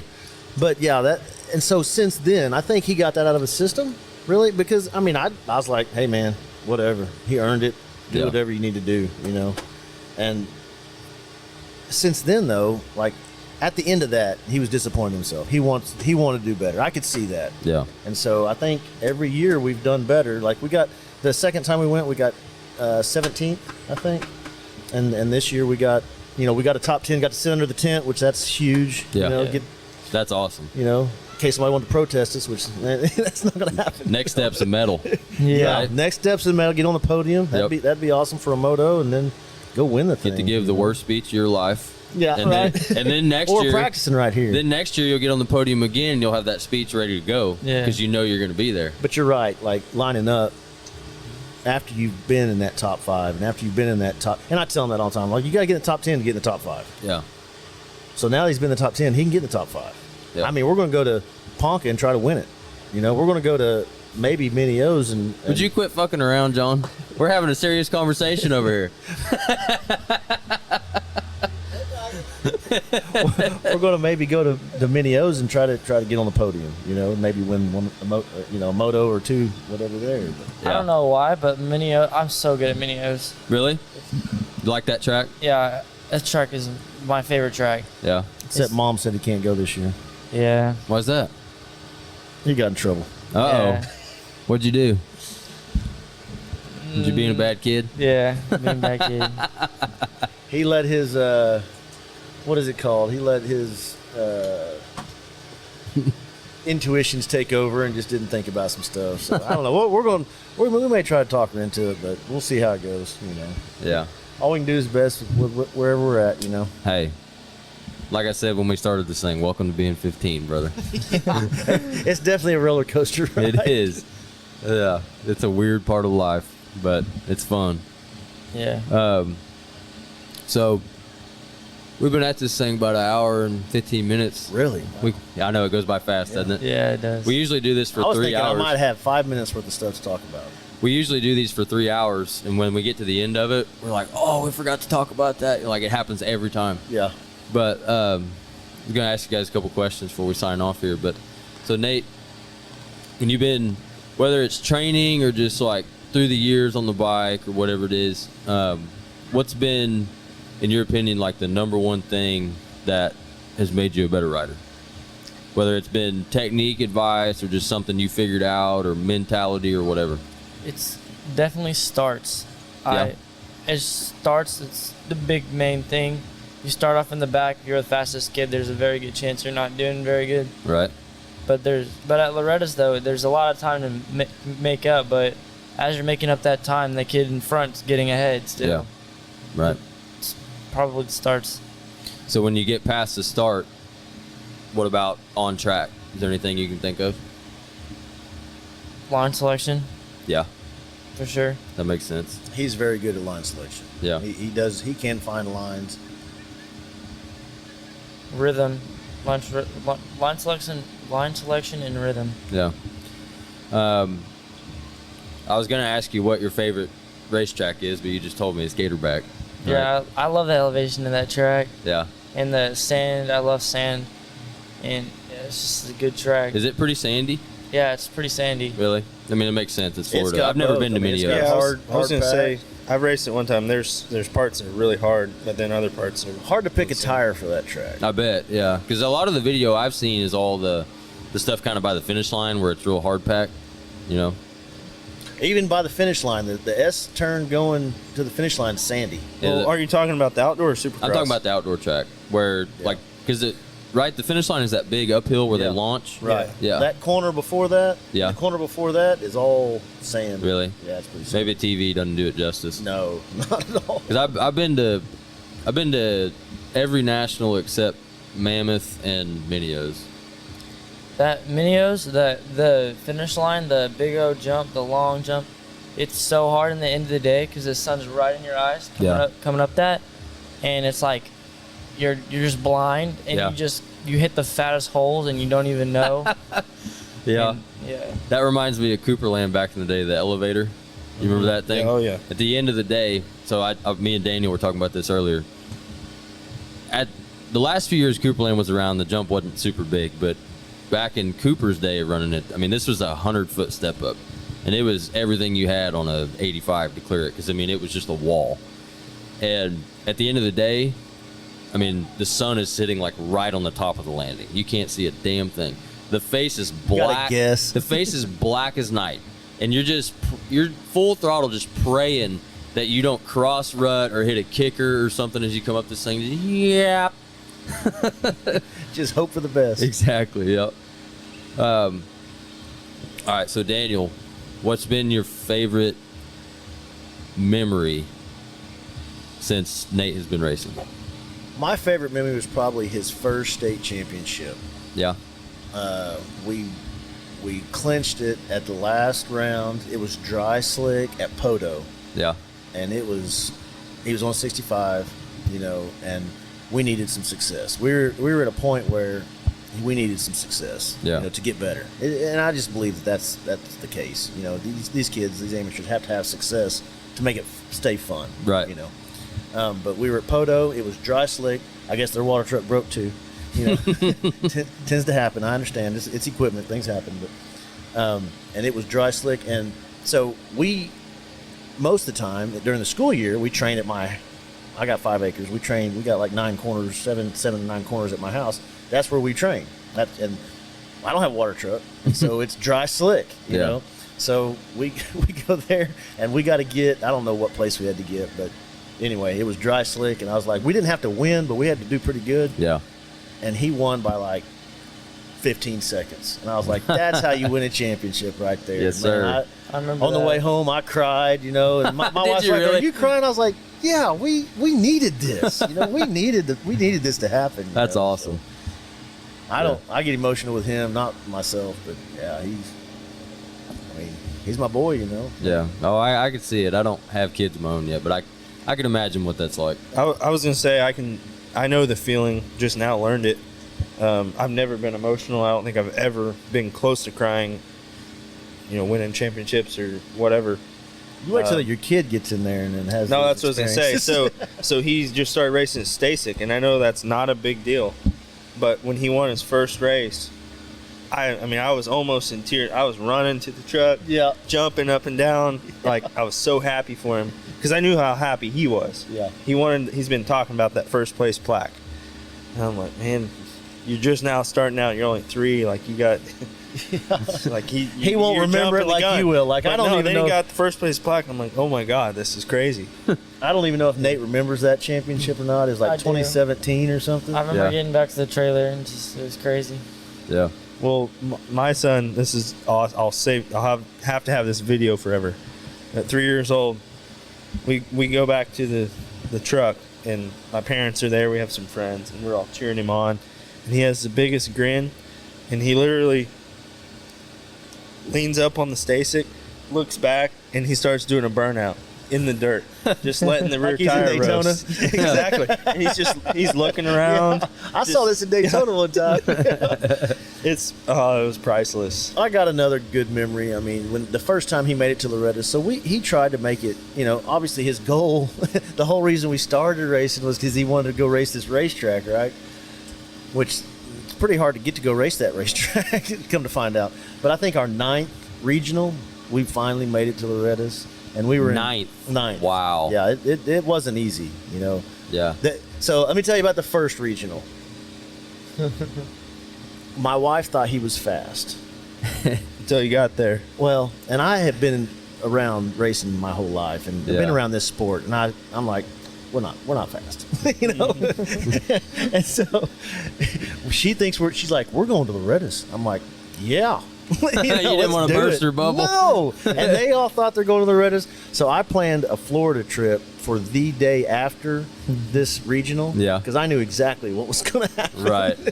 So you remember this? Yeah. Yeah. So we don't even make it to we don't even get out of the LCQ, right? I mean, he cartwheels all the way down the side of we were at Golden Pine in Mississippi. Yeah. So it's halfway to Florida anyway. Right. So he cartwheels down the side of the tabletops, like every tabletop there, and we don't even make it out of the LCQ. So we get to leave a day early, which I had planned on having this hotel booked or whatever. So I was like, well, we can go left and go home, or we can go right and go to the ocean, which they'd never been to the ocean before, And they're like, man, he's crying, I'm like, he's like, what? I'm like, well, what do y'all want to do?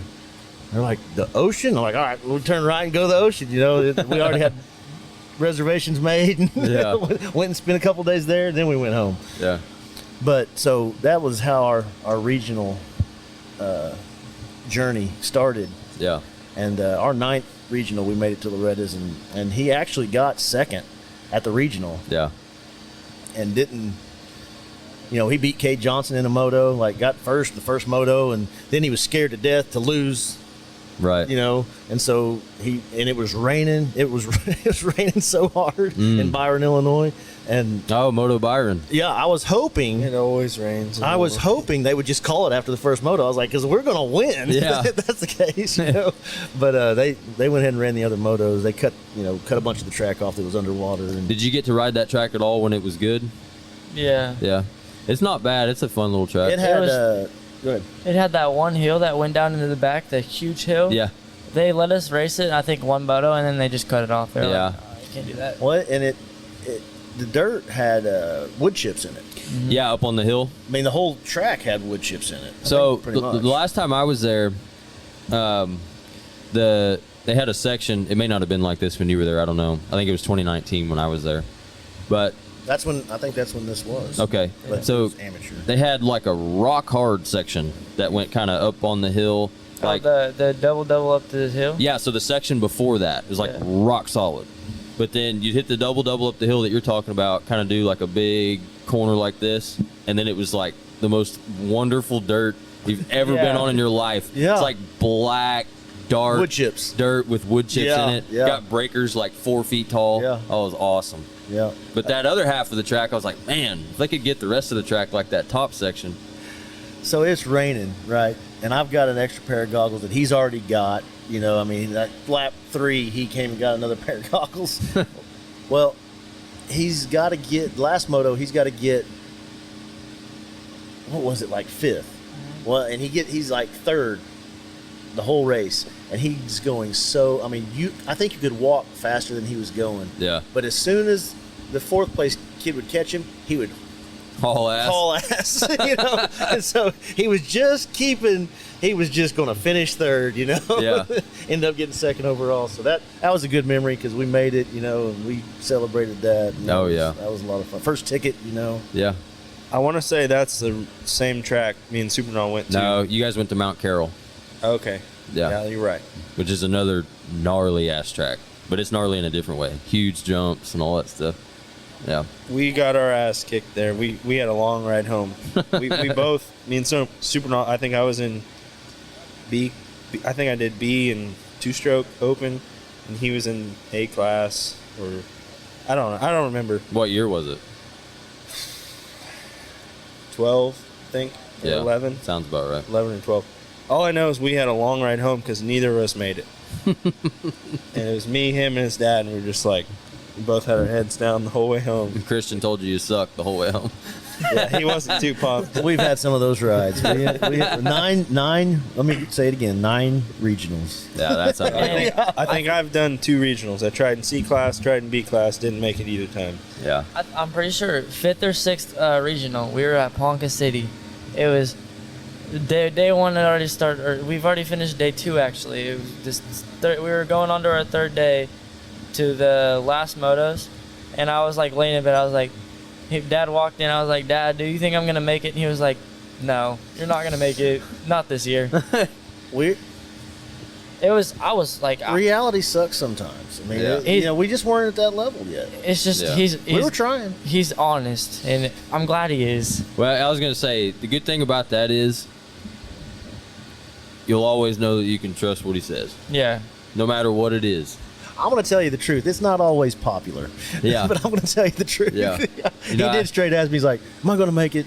No, and I'm making it this year. So Yeah. we're going to go out there and do our best. We're going to learn some lessons, and you know, this is just part of our road, you know. Yeah. You know what? One time it really pissed me off at the time, but I appreciated it later on in life. One time I was talking to my stepdad, and I was like, you know, you haven't told me good job in a long time. He's like, it's because you're fucking going slow. You did ask. I did. He didn't volunteer the information. You did I did ask. set myself up for that, for sure. So my brother, he made it to Loretta's in, I think it was 85 mod. They had mod classes back then. 85 mod.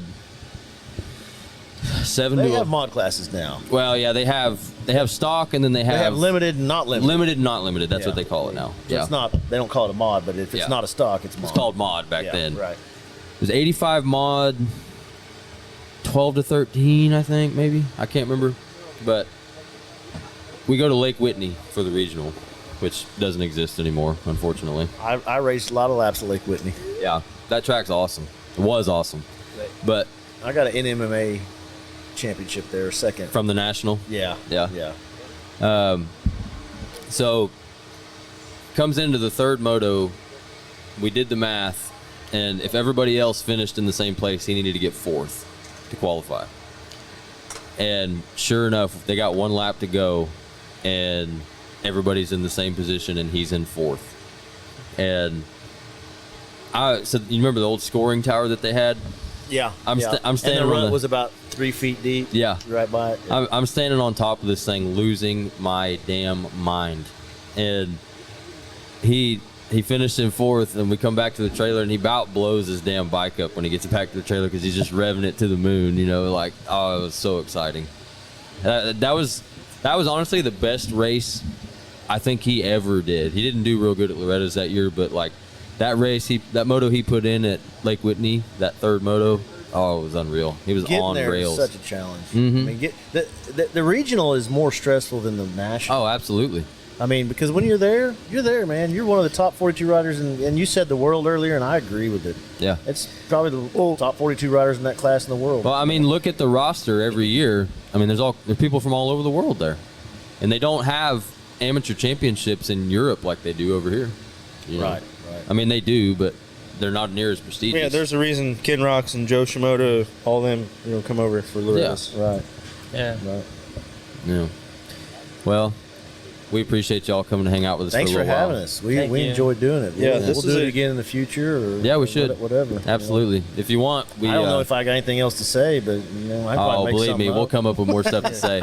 You'll think of all I already kinds of to- things afterwards. I already told you the whole way he got racing with the championship bike, and then I told the story of why I quit motocrossing, which he had never heard before. So Yeah, but think about how many years you raced and how many years he's already raced and how many stories you have through those years. I have plenty of stories. Right? Yeah. When we get in the studio and we do this for 3 hours, the Yeah. stories just keep coming. Oh, and then yeah. when it's over, you're like, oh shit, I forgot about that one. I should have told him. Yeah. But We're an hour and a half in. I feel like it was about 2 hours ago. You were saying, I don't know what a podcast is. I ain't doing no podcast. and you just killed this thing. Oh, I don't know about that. Yeah. Oh, this has been I great. appreciate y'all having us. We had a good time. Absolutely. This was fun. Yeah. Well, we appreciate y'all and appreciate all the listeners.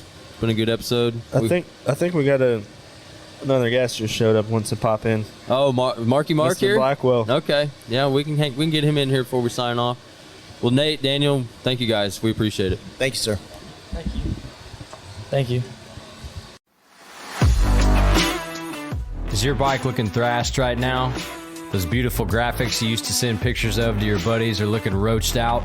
Then you need to head over to SSI Decals. SSI Decals is our choice at Pit Racing for graphics on all of our bikes because they continue to set the standard for aftermarket graphics in the off-road vehicle industry.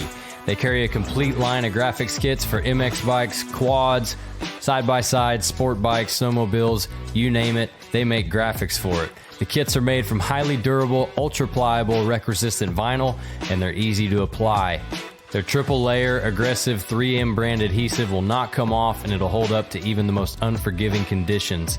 So if you need to freshen up your bike for this upcoming race season, head over to ssidecals.com, and they'll get you hooked up.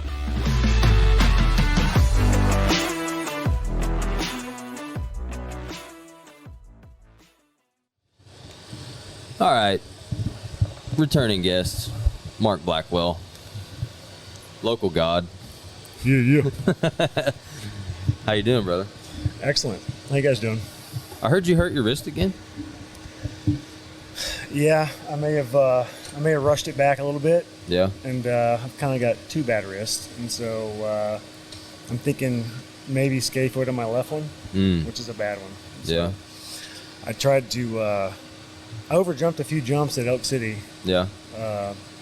and it didn't hurt the day of. Probably adrenaline, I'm sure, but Yeah. the following week it was pretty bad. So I kind of laid off, and then I went out to Barry's house on a Wednesday and tried to test it out, and it wasn't good. So I tried to get an X-ray, and I couldn't get in. So if I knew it wasn't broken, I'd probably race, but I don't know.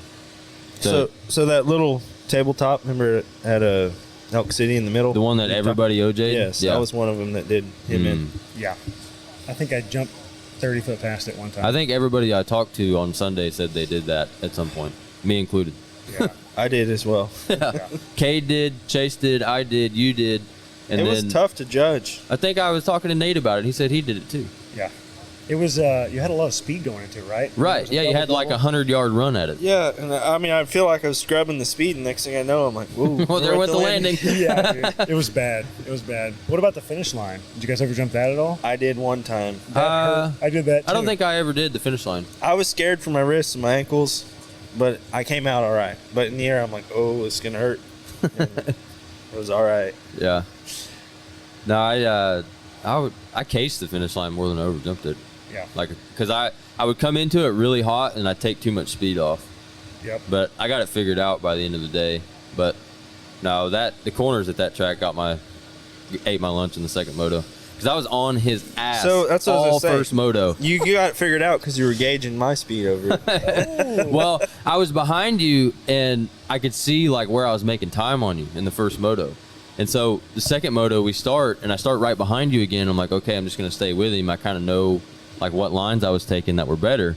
Well, then, like, you know, the S turn before, well, to the tabletop that you and Brunk got close on. Yeah. Right? Yep. The S turn before that. Yep. I went in there and just took a shit in that right-hander, and all of a sudden he's got a 4-second gap, and I couldn't make it up. Yeah. Did you go inside or outside? Inside. Yeah. Yeah. So it was about 20 foot inside, but it was deep. It Yeah. was 2 foot deep. And Yeah, it was deep. So I struggled in second moto in that rut. Yeah. One lap, But you got through it good in the first lap, and that's what counted. Well, I know, but I think it was second or third lap. My front tire was not in the rut, and my back tire was, and it was sketchy. Yeah. So last time we talked to you on here, you were still riding the old blowed out X7. 2016? Yeah. KX? Which I don't know if it's that blown out, but as fast as you went on it, it looked blown out. Yeah, it was pretty ragged out. I think my brother put about 150 hours on it. And Before then, you got on it? Yeah, and then my dad rode it maybe 25 hours, and then Oh we shit. started sharing it. So yeah. So the Suzuki feels crisp and fresh. Oh, dude, it's solid. Yeah, that thing's probably a freaking limousine compared to that Cowie. I mean, you know, other than the Kickstarter. I was going to say, are you ever worn out on the starting gate? Here we go. Here we go. Man, Sitting there beating the shit out of that thing. I wish you would have raced today, because I would have raced plus 30. I was looking forward to it. And Hey. you would have spanked me, and you could be talking shit to me right now. I don't know about But- that, dude. You're Microphone, fast. Jeremy. You're fast. Jeremy I know Thomas, about we it love you. because I've been missing Saturday races because of work. Yeah. But I've been hearing about you and Brunk battling every race. Yeah. It's been I don't good. battle with Brunk. It's Brunk been beats good. me every time. So I know you'd have me. Dude, Unless you they had a mistake, but- sick battle at Ponca, and they had a sick battle at Elk City. We've had 3 sick battles. He Yeah. fell down my first moto back, which was a great present to me. I had to win the moto. And Yeah. I'm like, oh god, this is awesome. Well, But then he whipped my ass 3 motos in a row, but it was a fight to the end, man. Yeah. If I was in shape, Whipped your ass. You were all over his shit. well, it was a good moto, man. Yeah. It's fun, man. It's God. well, I can say Sunday at Ponca, Brunk fell and I passed him, but he passed me back. That's the difference. Yeah. He can fall and still beat me. Dude's fast. What can you say? I mean, that was the closest I ever finished to him, but he still beat me. Dude's fast. Oh shit, I was gonna say something. Usually I'm flowing in these things, but I've been losing my train of thought tonight. We were talking to Daniel and Nate, and I had something awesome to say, and then it just completely went away from me. And I'm sitting here, I'm like, Chase, you got to talk, because I'm fucking boo. Nice. Dude, Nate is an animal, He's right? a little stud. That's what we were talking about. Yeah. He's I was watching him today. He's got some skill. He's got that. I mean, he's honestly, after this episode on the podcast, if you listen to it, which I know you will, you'll agree with us. Once he gets his mindset there, knows that he's got it, he's going to be awesome. Yeah. I mean, he's got the skill. Because that's what we were talking Potential. about with him. We were kind of hyping him up, because he's like, man, I'm kind of like, I'm not really in the zone Not right feeling now. it, I'm not yeah. feeling it, whatever. And we were like, bro, like, you're all over it. You just got to mentally get there. Yeah, I agree, man. I mean, the kid's, how old is the kid? 15. 15, and he's Yeah. running top 5 at nationals. I mean, there's really no reason to stress at all, right? No. I mean, Just, I mean, it I hate this saying, but like, trust the process. right. he needs to show up on the gate knowing he's going to win. If that statement applies to anybody in real life, it's him. Yeah, I mean, You the know, kid right now. I think he could probably move up to 250F and I drop agree. right into the top 10 in intermediate at But any national. he's man. I AMA really believe that. 14. He's AMA 14. So Daniel's like, He's we're, too damn big. we're gonna run it out because he's competing on that bike, you know? Right. Which I understand. Yeah, yeah. It's tough, man, because I mean, they're growing so That is much. a tough spot. Yeah, and Yeah. you never know if the kid's gonna get on the 125 and be like, okay, fuck these 80s, Right. because that's exactly what I did. Well- I did one race where I went back and forth, and I told my parents, I ain't riding that 80 anymore. Yeah. Thing sucks. Yeah. It's a big difference, man. Those big wheels. I mean, it's so much easier to ride. Well, and Fast. when I got on a big bike, like, my ability just went like this. Like, I got so much more comfortable because I was slow on 80s, and then especially when I went to a 4-stroke, because I was never super comfortable with a 2-stroke. Yeah. I got a 4-stroke 250 and just I got so much faster. And then what? It plateaued. No, then I went to college. I'd say lately we've kind of plateaued, but that's all right. I mean, I only show up. Only riding I do is show up to state races. So. You know, I like to. As all you guys know, listening, I love to. You've plateaued just as much as I have. No, I plateaued a couple years ago. Now I'm going downhill. Yeah. Oh, I disagree. You guys are both fast, man. But hey, that means a lot coming from you. I'm going downhill, or I have gone downhill from my potential, or the max. Well, I mean, you had the big injury, and then all of a sudden you weren't so keen on sending it to the moon anymore. That's true. Yeah.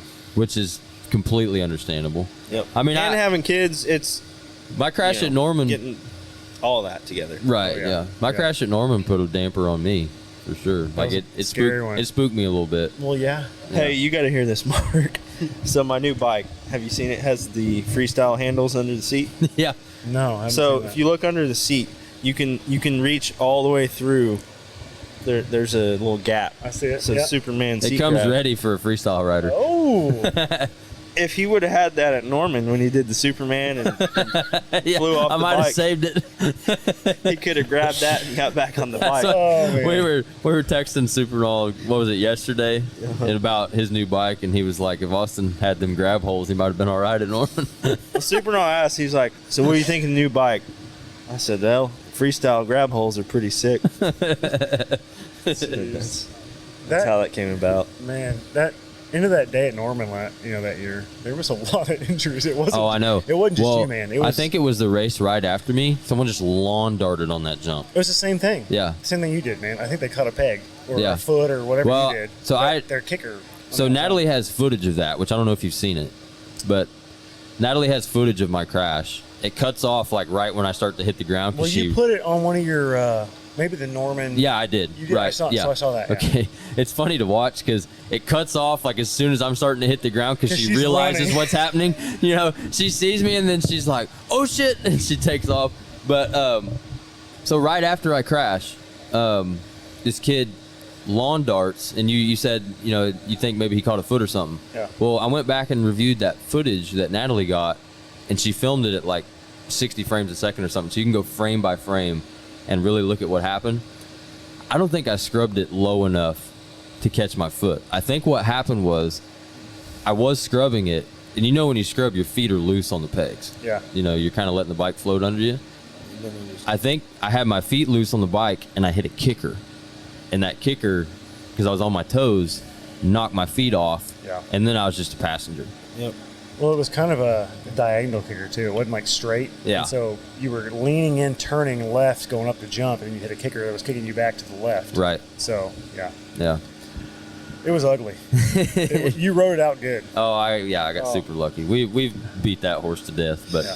so we won't talk about it too long. But yeah, just to reiterate what we were talking about, that one definitely spooked me a little bit because like 2 weeks before that we were out at the original Game Moto complex. I think it was Gish's place maybe. Okay. In Purcell, I think's where it was. They had those huge jumps, the big double and the big triple. Yep. I'm out there hitting them jumps all day and shit. I did get a little sketchy on one time, and then after I had that crash, I was like, I don't need to do shit like that. I'm good. You told me. You said you were going to session all the corners and then screw the big jumps. That's right. Yeah, I said next time I go out there, I'm just gonna like hit all the corners and hit his artificial ruts and braking bumps and stuff. And that's what happened when me and you went to Kennard's old track. Oh, Remember? yeah. We didn't hit the big jumps. Yeah. You're like, we're all right. They got this tabletop out there at Kennard's old place. Have you been out there? No, but I've seen videos of it. Oh, dude, that thing's a booter. Massive, dude. Yeah. Yeah. And I really don't know if it would be that bad to case it, but it would be scary in the air. Oh, yeah. Like you'd be like, oh God, we're 50 feet in the air right now. Yeah. In videos, it looks awesome, but when you're coming up to it, you're like, oh shit, this is a big jump. Yeah, it is. If I mess up, that's where I'm at that level now where I'm like, I don't know, I don't risk stuff. Yeah. Did you go to Ponga, Chase? Or no? On Sunday? Yeah, I did. Yeah, he was there on Okay. Sunday. Did you jump that triple? Nope, No, did not. I didn't. So in our I practice, saw you jump it a few times. So in our practice Sunday morning, because I didn't get to ride Saturday, Oh, Kyle Williamson. Yeah, Offed he himself crashed, on but that thing. Dude, the track was muddy. Oh, slick, right? Yeah, and so there was no. And I heard that absolute savage tried to send that thing in the mud. Yep. First lap. Who? Kyle. Kyle? Oh, That yeah. broke his femur. That's What what I did he do? Was it in his femur? His Right? back or his neck or something. Neck, I He's think. in a Neck? He's in a, Yeah. Oh, he broke his shit. neck. Yeah. Damn, I'm glad he, fucked up. glad he didn't come out worse from that. But there was when I went out there, I was like, "There's no way I'm even gonna attempt it." And then like I'm just gonna have to hit it in the race if I'm gonna hit it. And then after that, and then in the race, I'm like, "Nah, it's not worth it to me." Like, Well, you know what's funny, Mark, is so I was real curious about how much time that jump actually made up because you're in the air forever. Right. And so when you and Brunk were battling, I had a timer on my phone, which obviously I'm hitting the button, so it's not super accurate. But I timed you going from the end of that double thing before it to the like last roller after the triple. Okay. And I can't remember what the time was, but I think you were like 8 seconds through there. And it just so happened that lap Brunk kind of got sketchy in the corner and didn't do the triple. He just went double. And it was a difference of like 0.3 of a second. Which, That's about right. when you're bar to bar with somebody, that obviously matters. Yeah. But So- if you're not bar to bar with somebody, is it worth the risk for 0.3 of a second? So you Over were 4 laps. You were cutting your time at the roller after it. Yeah. Okay.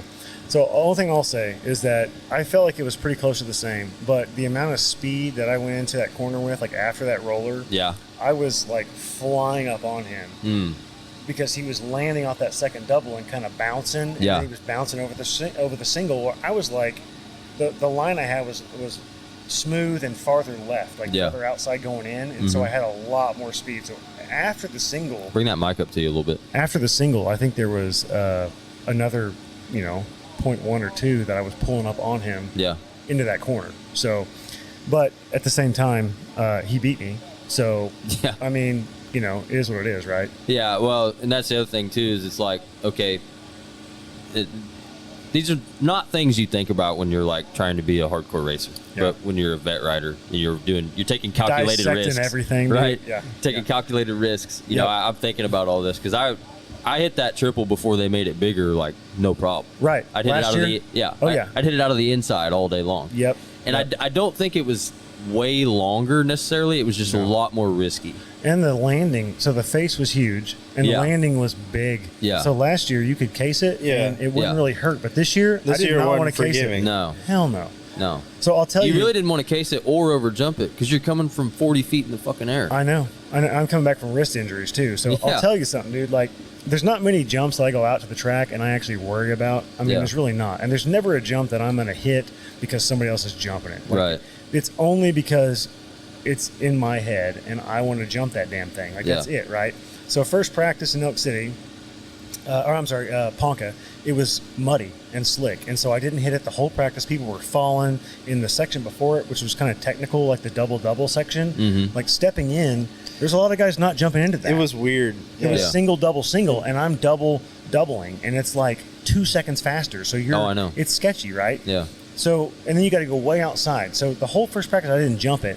And I go back to the pits, and I'm pitting with Maxie's, right, our team. Mm-hmm. And Jason's in the pit, and he hadn't jumped it yet. And so we're talking, and we're like psyching each other out. We're like, did you jump it? No, I didn't jump it. Did you jump it? No, I didn't. I don't think we have to jump it. Should we jump it? I don't know. It's one of those things. And Yeah. so I'm like, man, this is ridiculous. Like, I can't, if I keep thinking about this thing, I'm not going to freaking hit it. Yeah. And so I leave the pits, and I literally walk all the way to the corner before that jump, all the way down to it, dude.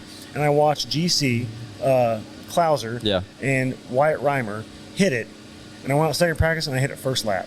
Someone crashed in the double for it, and I was like, you know what? Fuck it. I'm sending it, dude. And I went outside and just pinned it third gear and made it perfect. Yeah. But if I hadn't have done that, I probably wouldn't have jumped it all day. Because you know how it like gets in your head. Right. You psych yourself out. Yeah, and you think about it all day long, and you're Yeah. like, meh. So You're thinking about 2 corners before, and then you're Right. you're psyched out. and then you fuck up both those 2 corners. yeah. Yeah.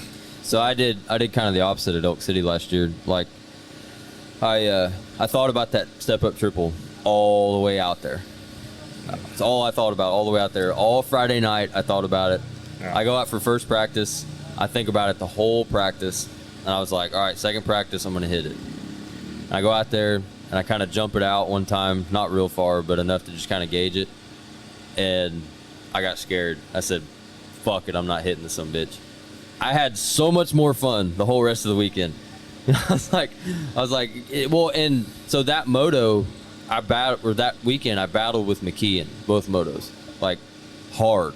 Probably one of the best battles I've ever had in my life. He hit it a couple times right next to me. And it's just like this jump at Ponca we were talking about. It's like maybe 2-3 tenths of a second you make up to someone who's doubling it but trying to go fast while they double it. Right. And he never pulled away from me. So I was like, all right, this guy's my competition today, and he's not pulling away from me by hitting this jump. So fuck it, I'm not jumping it. I mean, I think it's a smart move, man. I mean, I honestly believe, like I said a minute ago, I'll never jump a jump because somebody's jumping it, and I feel like I should do it to like keep up with them. Right. Like if you're comfortable jumping it and you think you got it, then by all means send it. But if you are not wanting to jump something, don't jump it. Right. I mean, you're talking about a half a second at a state series race. Yeah. I mean, for goodness sakes, man, live to fight another day. Yeah. And just take the safer line. Yeah. You know? Because we all know the sport, we're playing with fire. And Yep. jumping one jump like that, if you're not sure, it could be the end of your season. I Right. mean, you know? So. Yeah, I agree with you. Perfect example is Cade. That's with us here. Yeah. You met him earlier. You heard that story, Mark? I don't think so, no. Oh, you met him earlier. He was with me. He broke his ankle on that jump. Oh, I At did, Elk yeah. City. Yeah. So we both told him, Cade, you do not need to hit that jump. He went to that race without us. It was Winter Series race. Yeah. And in practice, he was like, want to hit it, never did. And then goes out in the race, and this is C class, and he comes out like third or fourth. And in his head, he's like, I'm hitting it. And so first lap, first two guys didn't hit it, and he sends it. And miscalculated how close he was going to be to landing on the second place guy. And he was close to landing on him, but missed him. And so then he cased it and ate shit. Basically. Ejectocito, cuz. Broken ankle here. That's not a novice rider jump, okay? No. If you're a novice rider, you shouldn't be hitting that unless you're actually an intermediate rider. I mean, that to me, you know, I agree. Unless you're like a Loretta's novice rider that's, at the state series, you're just smoking everybody because you're trying, you're a top 5 Loretta's novice rider. But yeah, we all know how that goes. Yeah, but if you're a normal novice rider, that jump is not for you. Well, do you remember back in the day, like, it seemed like almost every track had a huge jump. A double that the beginners could not jump. And it was like, if you're in the D class, you rule. do not hit this jump. At the riders meeting, they would say, hey, beginners cannot jump this double. Now that's gone. That needs to come back. I agree. They actually used to put lines in the middle of the jump and say, hey, if you're not jumping it, you go to the left, and if you're jumping it, go to the right. Oh, yeah. Especially at the arena crosses, man. Like the catapult. That's safety. Yeah. The finish line. Yeah. And it was solid, man. And if you're a beginner, you knew you couldn't jump it. Yeah. It was no big deal. Right? Well, I remember at Bob's, there was this kid, I think this was 2 years ago. He's riding D class and blowing everyone's doors off. I mean, winning by like 10 seconds or more. And he's capping the finish line triple and all this shit. And he pulls off, and you know how at Bob's he always has that guy to interview you when you come off the track? The guy goes, hey, man, why are you riding beginner class? and the kid just rides away. He doesn't even talk. He doesn't even talk to him. He just rides away. Yeah. I was, but he has a point. I mean, he does. I mean, if you're capping the finish line at Bob's, you're not a beginner. No. Not even close. Well, that's one thing that there's a lot of gray area, right? I mean, you're at the top of your class. Someone's got to win. So it's like, do you move up and get your ass kicked, or do you kind of sandbag a little bit and win for a year? Well, that's when I was riding C class, there would almost always be someone come from out of Texas or Missouri, Kansas, whatever, and smoke everybody. Yeah. But it never bothered me because I'm like, okay, this kid would go to Loretta's and maybe battle for a top 10. Right. Everyone else in this C class at the state series wouldn't even sniff fucking making the regional. Nope. Making it through the regional. There's a difference. So the Loretta's novice guys are like intermediate local guys. Right. That's how exactly. it is. Yeah. And what I was going to say, too, the gray area with beginner, we were talking about Cade. So when Cade jumped that and broke his ankle, he had not even been racing for a year, and he's in the C class, going for the championship in the C class in the Winter Series. Yeah. I mean, that's not the same. That's where I kind of came in. I'm like, hey, your first race, you don't need to race beginner. I had rode with him. Could you imagine He was thinking about racing beginner, and I said, Cade, you're not a beginner. What if he was jumping that thing? Well, in technically, beginner? he was a first-year racer. Yeah. So there is a gray area of, it was his first year, but he's not a beginner level rider. Right. At that level, though, it's like, to me, who cares about beginner, right? I mean, if you're going to run it, win it, whatever you want to do, but just know what it is. I mean, you're getting your feet wet, you're learning how to race, and then if you win, or you're dominating, then move up the next year. Yeah. Like don't get kill everyone when you're a beginner and then ride it the next year. Like just don't do that. Jeremy talks about this every time we see him. I think he's like, dude, I got people coming to me at Del City, fucking bitching about they got scored wrong because they're in 8th place instead of 7th in the beginner class, and he's like, who gives a fuck? Who cares? People just take. I'm not trying to shame any beginner riders that might listen to this show, but Mark has a point in my opinion where you just need to understand where you are. Yeah, you're learning the sport. Yeah. Like there is no other purpose for that class other than just getting your feet wet in motocross racing. Well, any amateur level, I think I feel like the results of the day are less important than how you ride and the stuff that you learn. I mean, you can go out and get your ass kicked and learn way more grow way more than if you go out and win by 30 seconds every moto. Well, I've had to completely change my mentality racing plus 25 exclusively. Yeah. Because, last year I was on the podium like at every round. Oh, yeah. Right? In novice? Yeah. Oh, yeah. And, I mean, just loving life. Like I lined up every time knowing I was getting no worse than 3rd. Right. And this year, like if I'm in 7th place, it's a fucking good day. Your class is stacked. And the first couple rounds, like I was talking to Natalie, and I'm like, God, I'm sucking.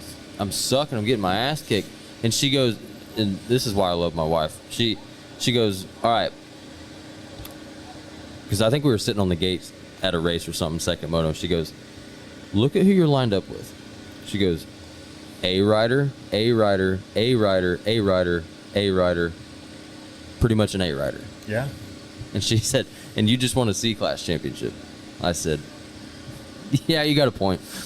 I think the last and I felt a little bit better after that. Well, I think the last time I was in the studio, I think Chase said it. He asked the question. He said, you were saying, hey, I was battling with Mac and having a good time. And he goes, I go over 25 and I got my ass kicked. And Chase goes, well, how many novice guys are on the line over 25? Yeah. I think that's what your question was. And we're like, I don't know. None. You. The only one, Yeah.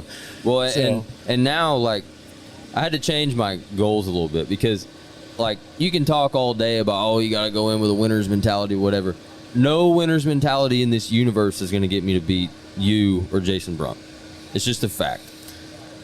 And so I was like, okay, if I go out and give Chase a bad time, that's a fucking good day.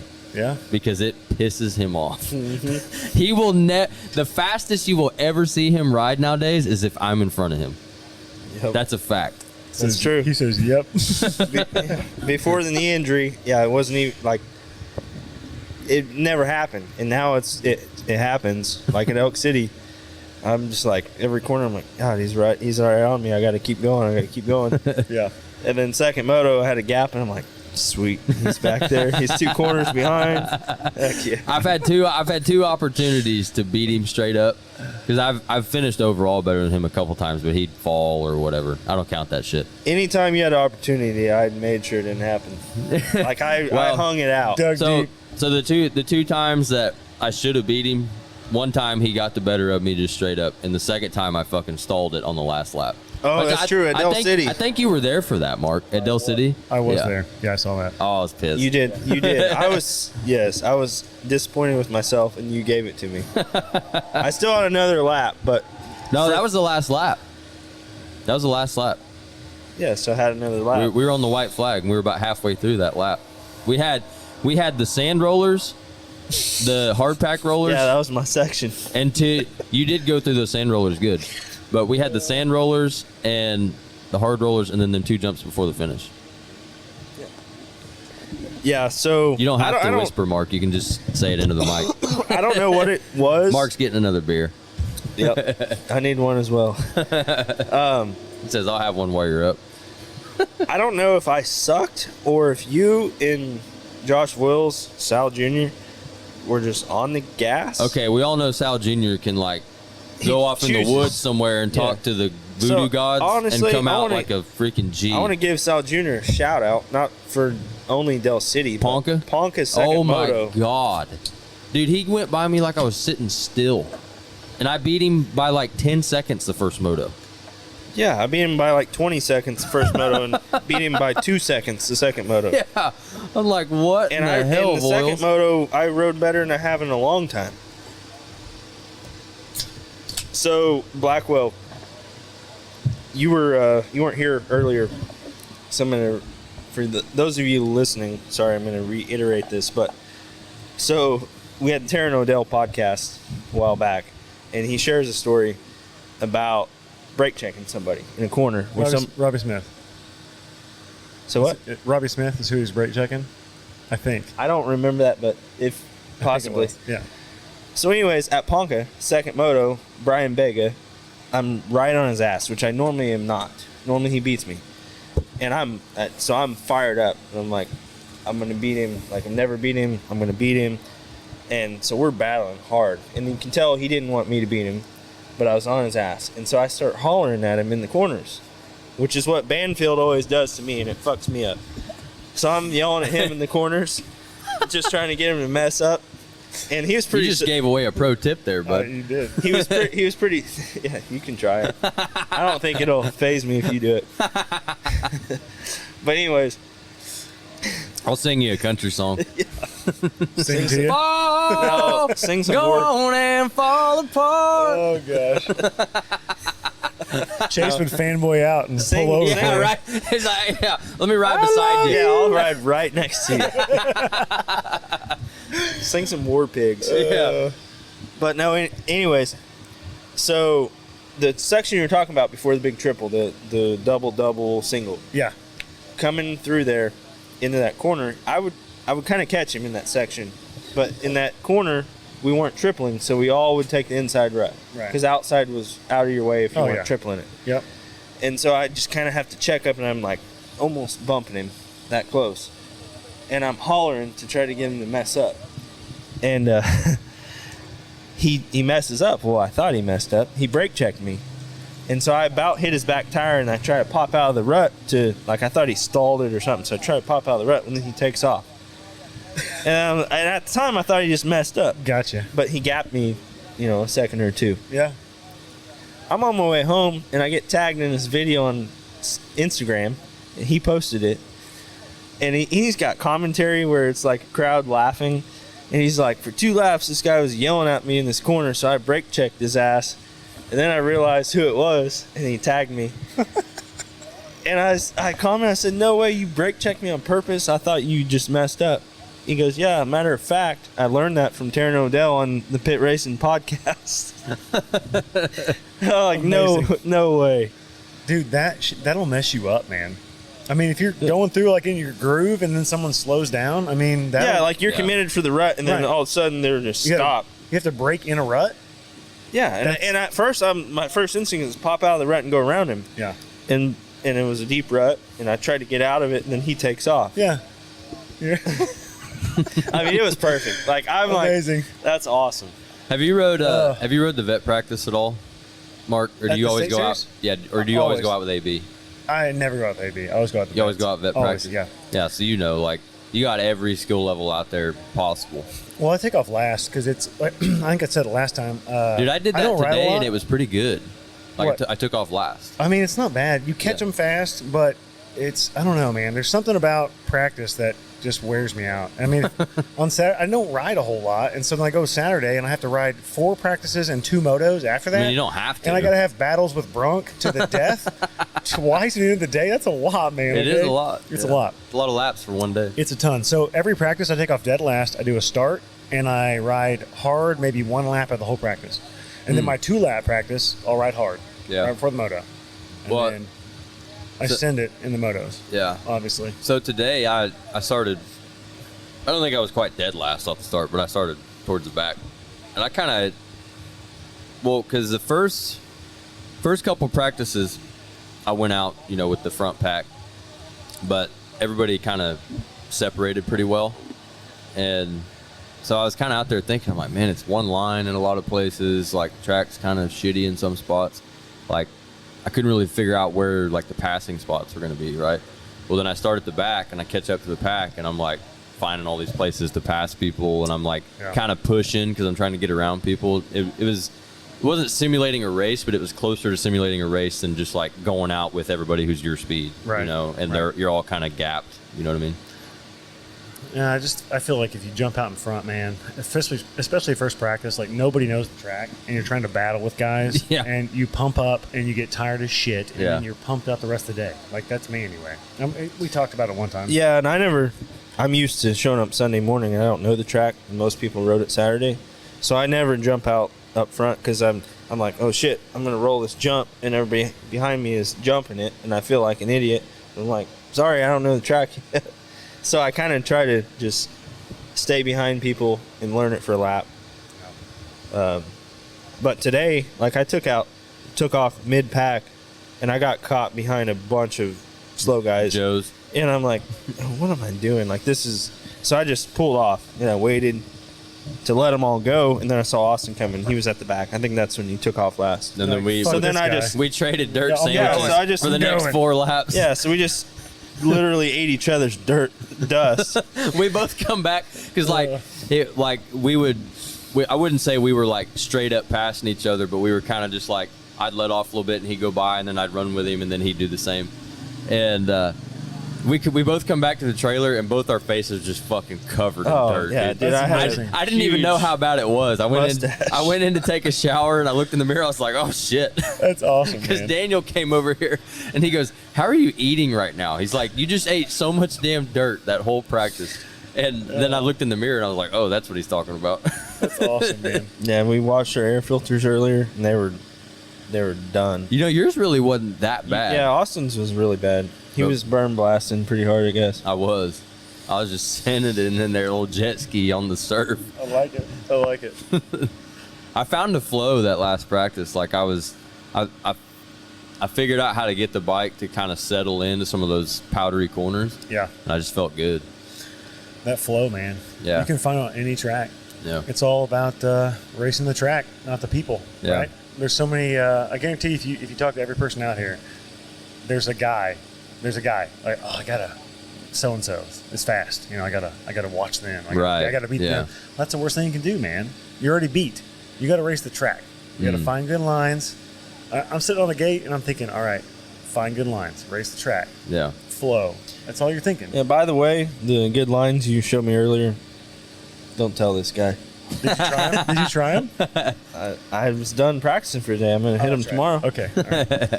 I tell you, Sean, my competition. My over buddy here, Sean Cook teammate. tried him, and he liked him. Really? So, yep. Yeah. I'll get the lowdown later on. You'll see him in the first moto. Hey, if you give me some pit racing swag, dude, I'll fucking. Oh, we're all over that. All right. We're all over that. I'll give you some if you don't tell him. Amazing. Oh man. Probably the best flow I've ever had was we went to. I can't remember if it was this year or last year. We've gone to the Texas Winter Series at Swan the last couple of years. It was one of the two, but there was a couple motos there where I felt so good. Like, I never felt like I was bobbling or anything. I was just like just flowing Not through even corners. thinking. Yeah. Not even thinking. They have this section. Have you been there in a while? No. Okay. Been 15 years. The track's basically the exact same, but you come out of the start, you go left, and then there's like a big kind of right-hand sweeper, and then there's a little S-turn. Yep. And that S-turn, like, I don't know what it was. Like, I felt like I was in an F1 car or something going through there. Like, I was so tight through those corners and so, like, smooth. I felt it was awesome. And I remember going through it one lap, and I was like, that was fucking good. Yeah. Like, that was nice. Yeah. Yeah, because there's always a really, really rough line through those corners. Yeah. So you were dodging it somehow. Yeah.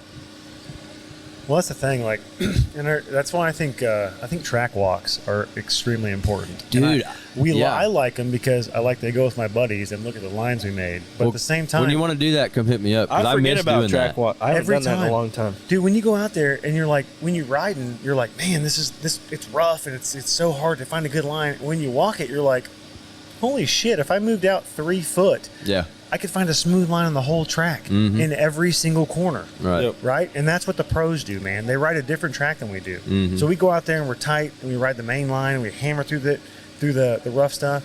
And they just tiptoe around all the bumps, like man. I told you today, like, I didn't used to be this way. Definitely on quads I wasn't. I would read the track really well. But like now when I ride, I'm tunnel vision. Like I'm looking right where the main line is. And like I catch myself.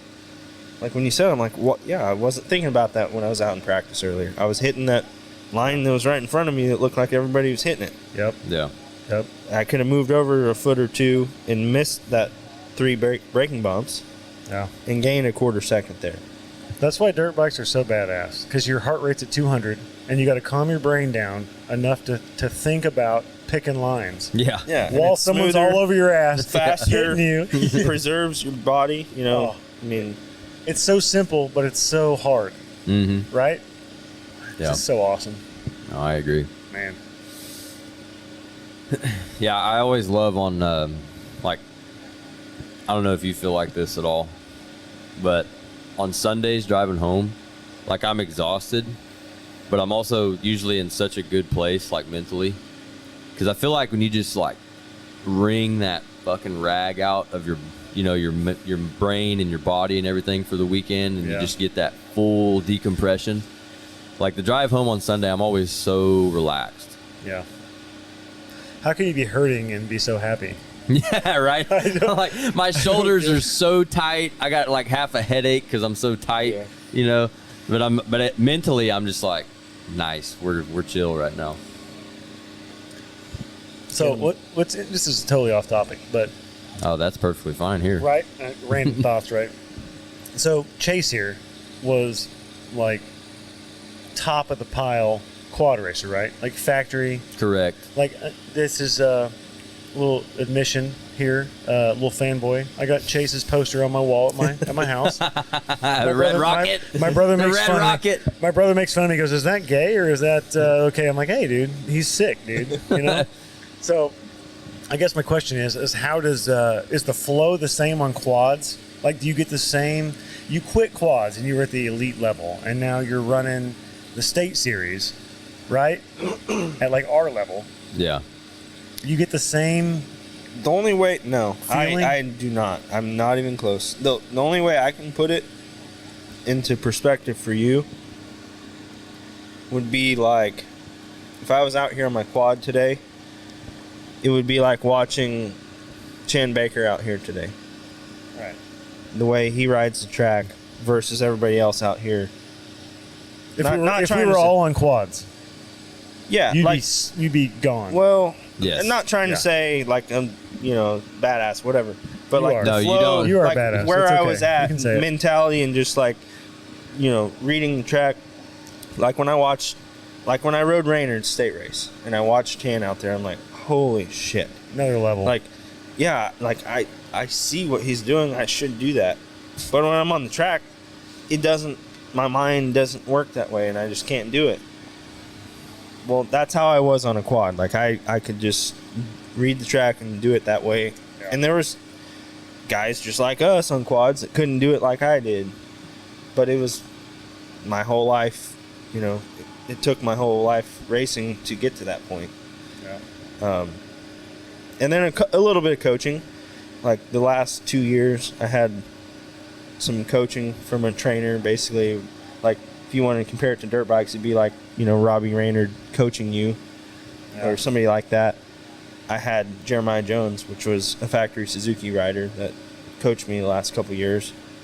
Like I was good already, but then he kind of fine-tuned me on, like we were literally, he had a track that was not anything special, but we had these drills and he would set up cones in this corner and he'd be like, look at this corner.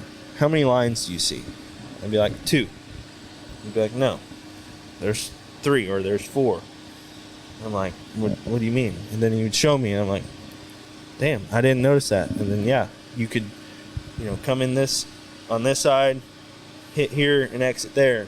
Like, kind of like what you were telling me earlier with that jump. Just things that, like I was good, but I didn't break it down like that. Yeah. And once I applied that with what I already had, is when it really, like, it all comes together. And that's what you see with the supercross guys and the pro guys. So I think dirt bike racers like to pretend that, you know, they're just meat-headed and they don't think about shit, but the best guys in the world are doing a lot of thinking on the track. 100%. Yeah. Any kind of racing, man. Yeah. Like Supernal is always like, which since we've done the podcast, we've kind of gotten it out of him. And it's a perfect example of someone who's like, just go faster.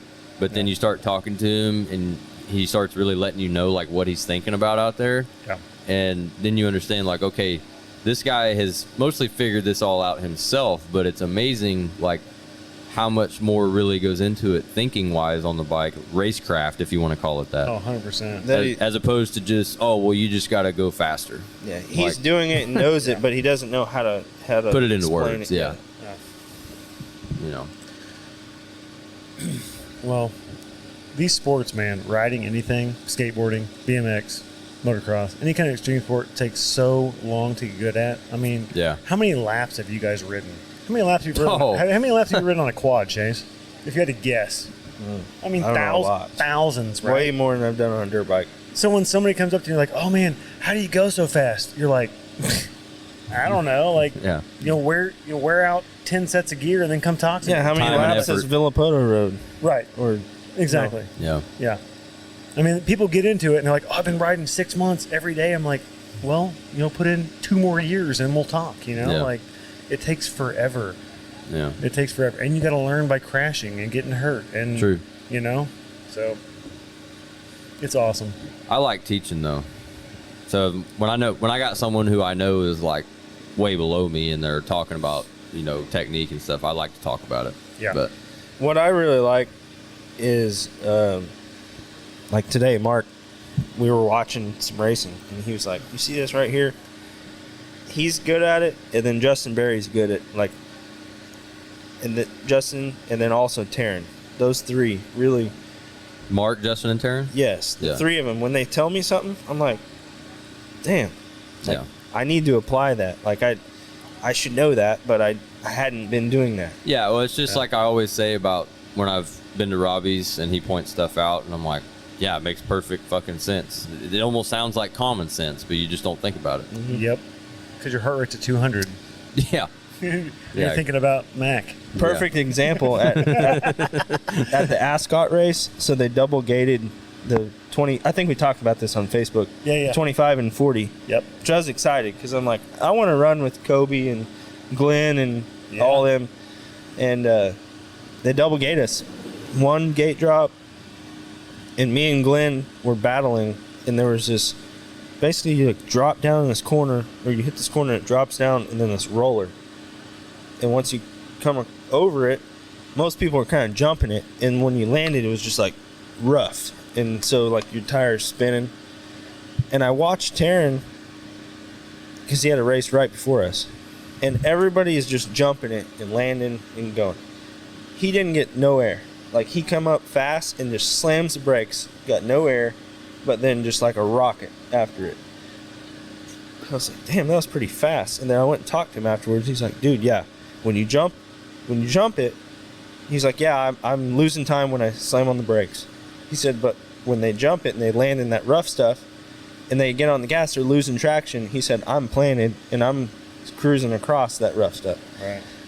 This was at Ascot? Yeah. Okay. And so I did it in the race, and Glenn was in front of me, and we come up to it, and he had like a bike link on me coming up to it, and he sends it, and I roll it like Taryn. And as he's in the air, like he's going away from me, but then I gas it, and I pass him. And I was like, holy shit, like it worked. Yeah. Yeah. That's It a was simple that- it was thing, that right? simple. Yeah. Yep. Yeah. Well, that's the thing. Like it feels slow at first, but then it paid off at the end. Yeah. Well, there was a year I rode with Reynard, man, and he told me and my brother one day, he said, hey, why don't you picture an S corner section with 3 corners, right? And he goes, I want you to picture charging in, and you're gaining 1 second in the first 2 corners, but then you're charging so hard that you lose 3 in the last corner.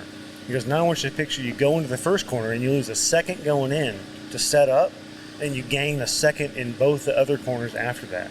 So you lose a second on the first corner, and you gain a second per lap. He's like, you're a second up in that section. Because that's what you got to realize is like you slow down a little bit to go faster, you know? Yeah.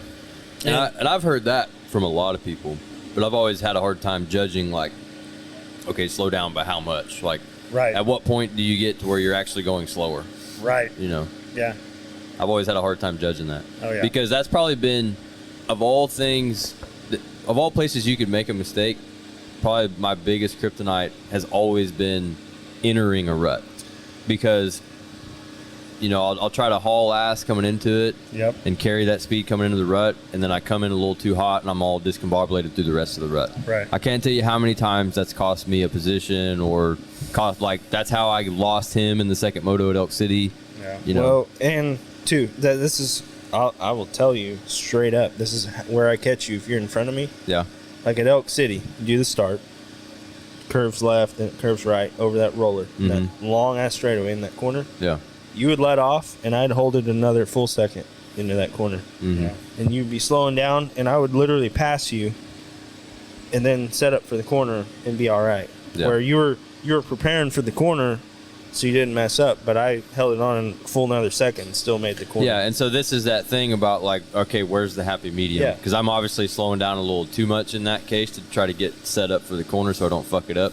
You're holding the berries in there. Which is also easier to do when you're behind somebody. That's what I was to gonna hold say. it a little True. longer. So you can you're see where they're gauging letting off off. of him. Right. Yeah. Which So is probably the main reason that I was able to stay so close to you in the first moto, because I was watching all your lines. Like, I can name 3 places on the track right now that are still burned in my brain of where I was catching right up to your rear wheel on that track.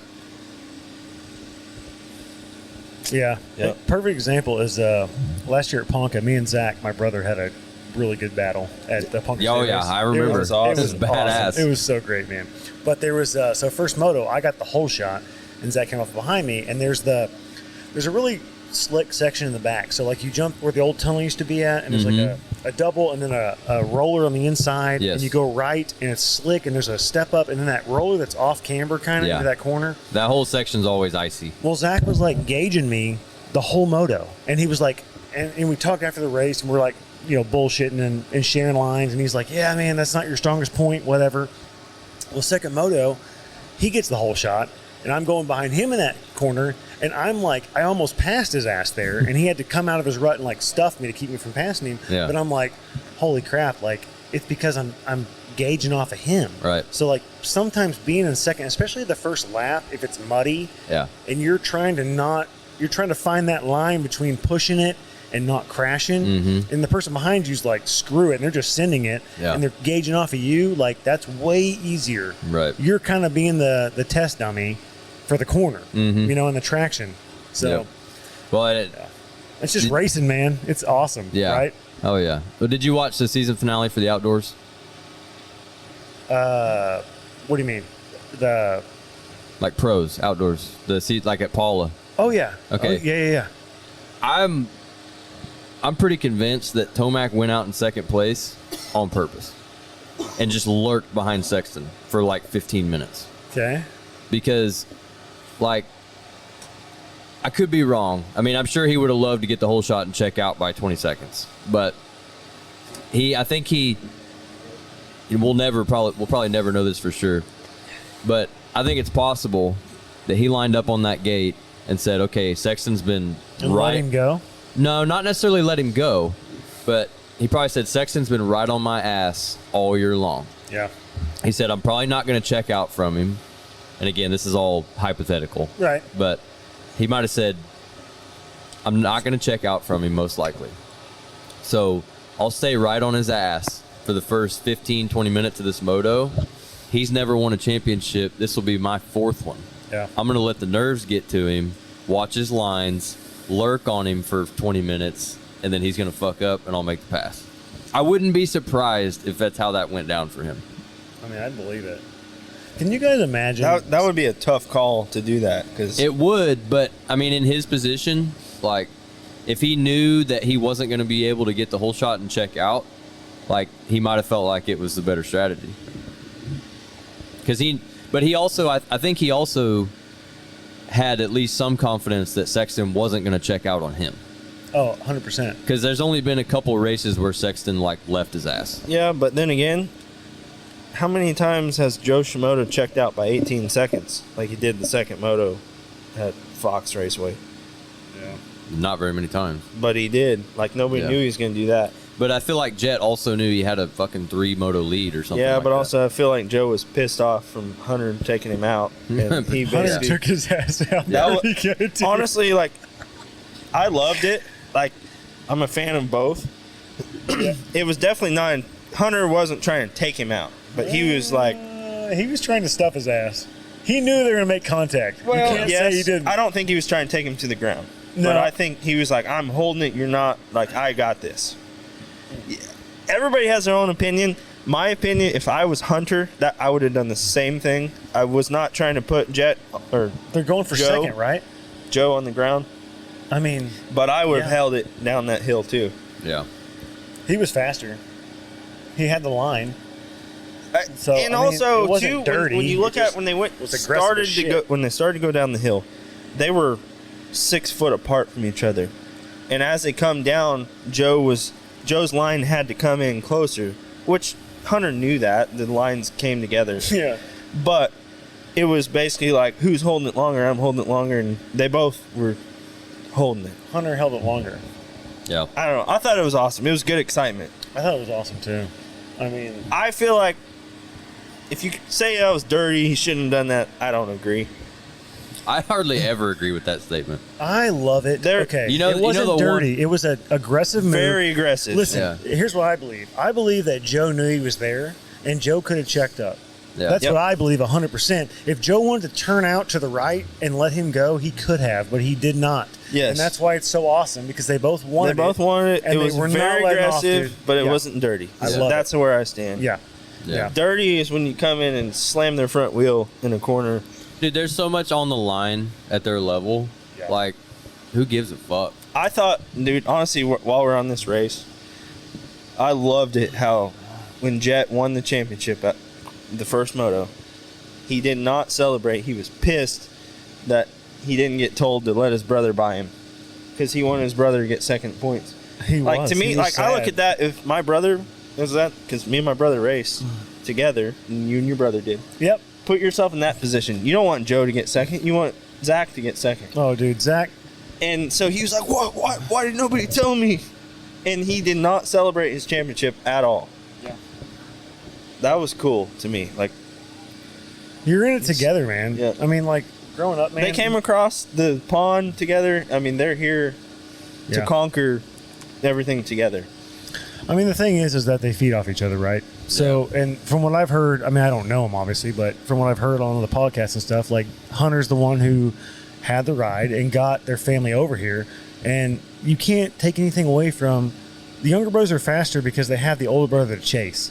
Like, I feel like younger brothers get a little bit faster than their older brother, just a little bit, and once they beat them, it's like that's been their goal their whole life, and that's not bad. It's like we've been kicking their ass and beating them up and talking shit the whole time. Yeah. And they want to beat our asses. And then, you know, and then once they beat you, then they're bringing you up. Mm-hmm. So there was a point, you know, where intermediate where Zach was faster than me, and he's like bringing me with him and Yeah. increasing my ability.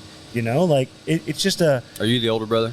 by a year and a half. So it's just like them. Like you're so close. Yeah, you look They're at a the lot- statistics. It's like 80% the younger brother is typically. Hey, you look at the Whartons, the Villapotos. Yeah, Hans.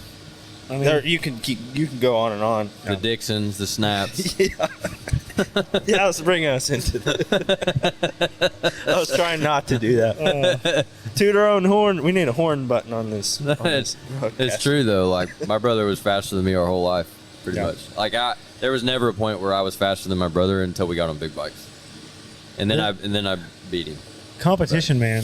In brotherly competition, there's nothing like it. I mean, Yeah. you love Well- each other, but you want to fucking beat them. Yeah, I mean, what kind of sucked is when we were younger, like, my brother was way faster than me. Like, I didn't have anything for him.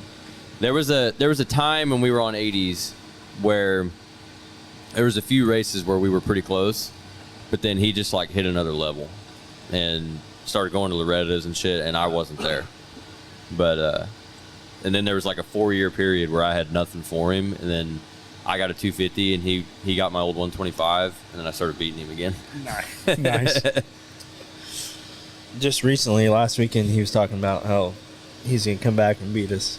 Yeah. I said, you've been saying that Austin's for brother? 3 Yeah, years. my brother hasn't been on a bike since 2011, I think.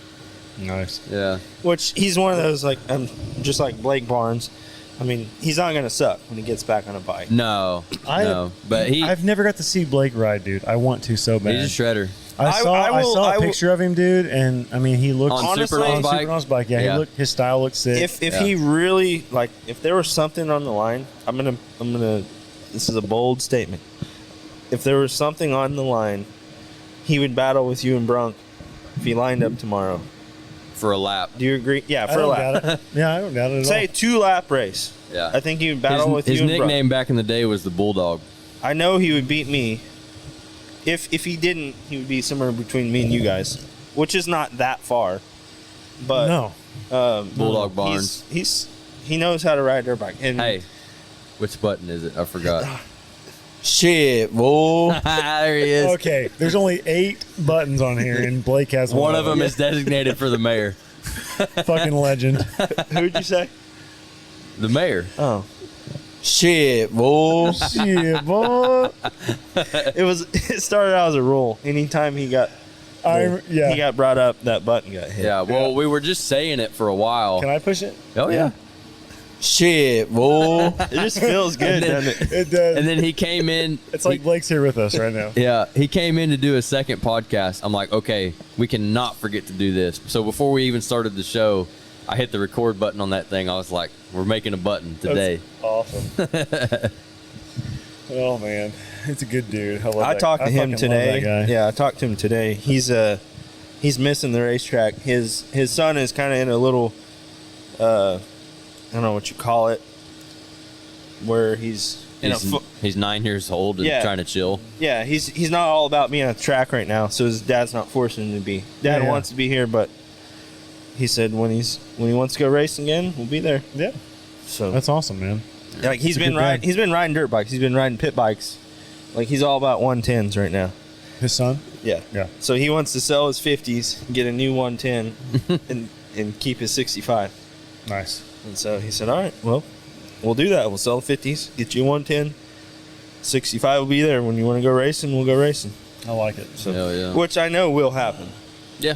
So we were at. I feel bad because I just know his son is Spanky, Mm-hmm. and Most we were people know him at as the Spanky. races. I think the last round, and someone's like, "Hey, what's Blake's son's name?" I'm like, "I don't know." He's like, Spanky. I don't know, man. Spank dog. Spanky, dude. He's going to get to be like 15. He's Oh, like, don't dude. fucking call me that. I know. I feel bad. What is his name? I still don't know. I'm sorry. Dude, Blake. that laugh. I'm sorry. He's Spanky to me, dude. Don't That's who he is, apologize. man. That's who he fucking is. hilarious. My wife gives me shit for my laugh. You about blew the bottom of your lung out right I there. get shit too. That was so funny. Smoking too many I was cigs. going to say, he'd left them black and milds. Yeah. Ripping the wood tips. Well, for the record, it's Brayton Barnes. Brayden? Brayton with Brayton. the T. Like Brayton? Justin Brayton. Brayton. Brayton. Brayton. Brayton Ryder Barnes. Brayton Barnes. Ryder? Nice. Isn't it, right? Yeah, I think so. Yeah. That's my son's name. That's, Yeah, I knew it was your son's, but I'm pretty sure that's his Gangster. middle name. Yeah. yep. Well, shit, boys. I'm about ready to chill. Yep. Ready to wrap this up. It's been a good one. It's like we said to begin with, a live show. We got some generator noise, some pit bike noises, Yeah. all in between. Yep. It's been fun. Mark, thanks for coming by, man. Yeah. Good to talk Thank you to guys you. for having me, man. Yeah. You guys are awesome. Love what you're doing. Yeah, we think you're awesome. Love you. Yeah. Hell yeah. Let's roll this thing out, boys. Shit, boy. Shit, boy. Let the credits roll. That was me. Yeah, love it. All right. Hope y'all enjoyed yourselves. We'll catch you at the next one. Pit racing, boy. Pit racing, boy.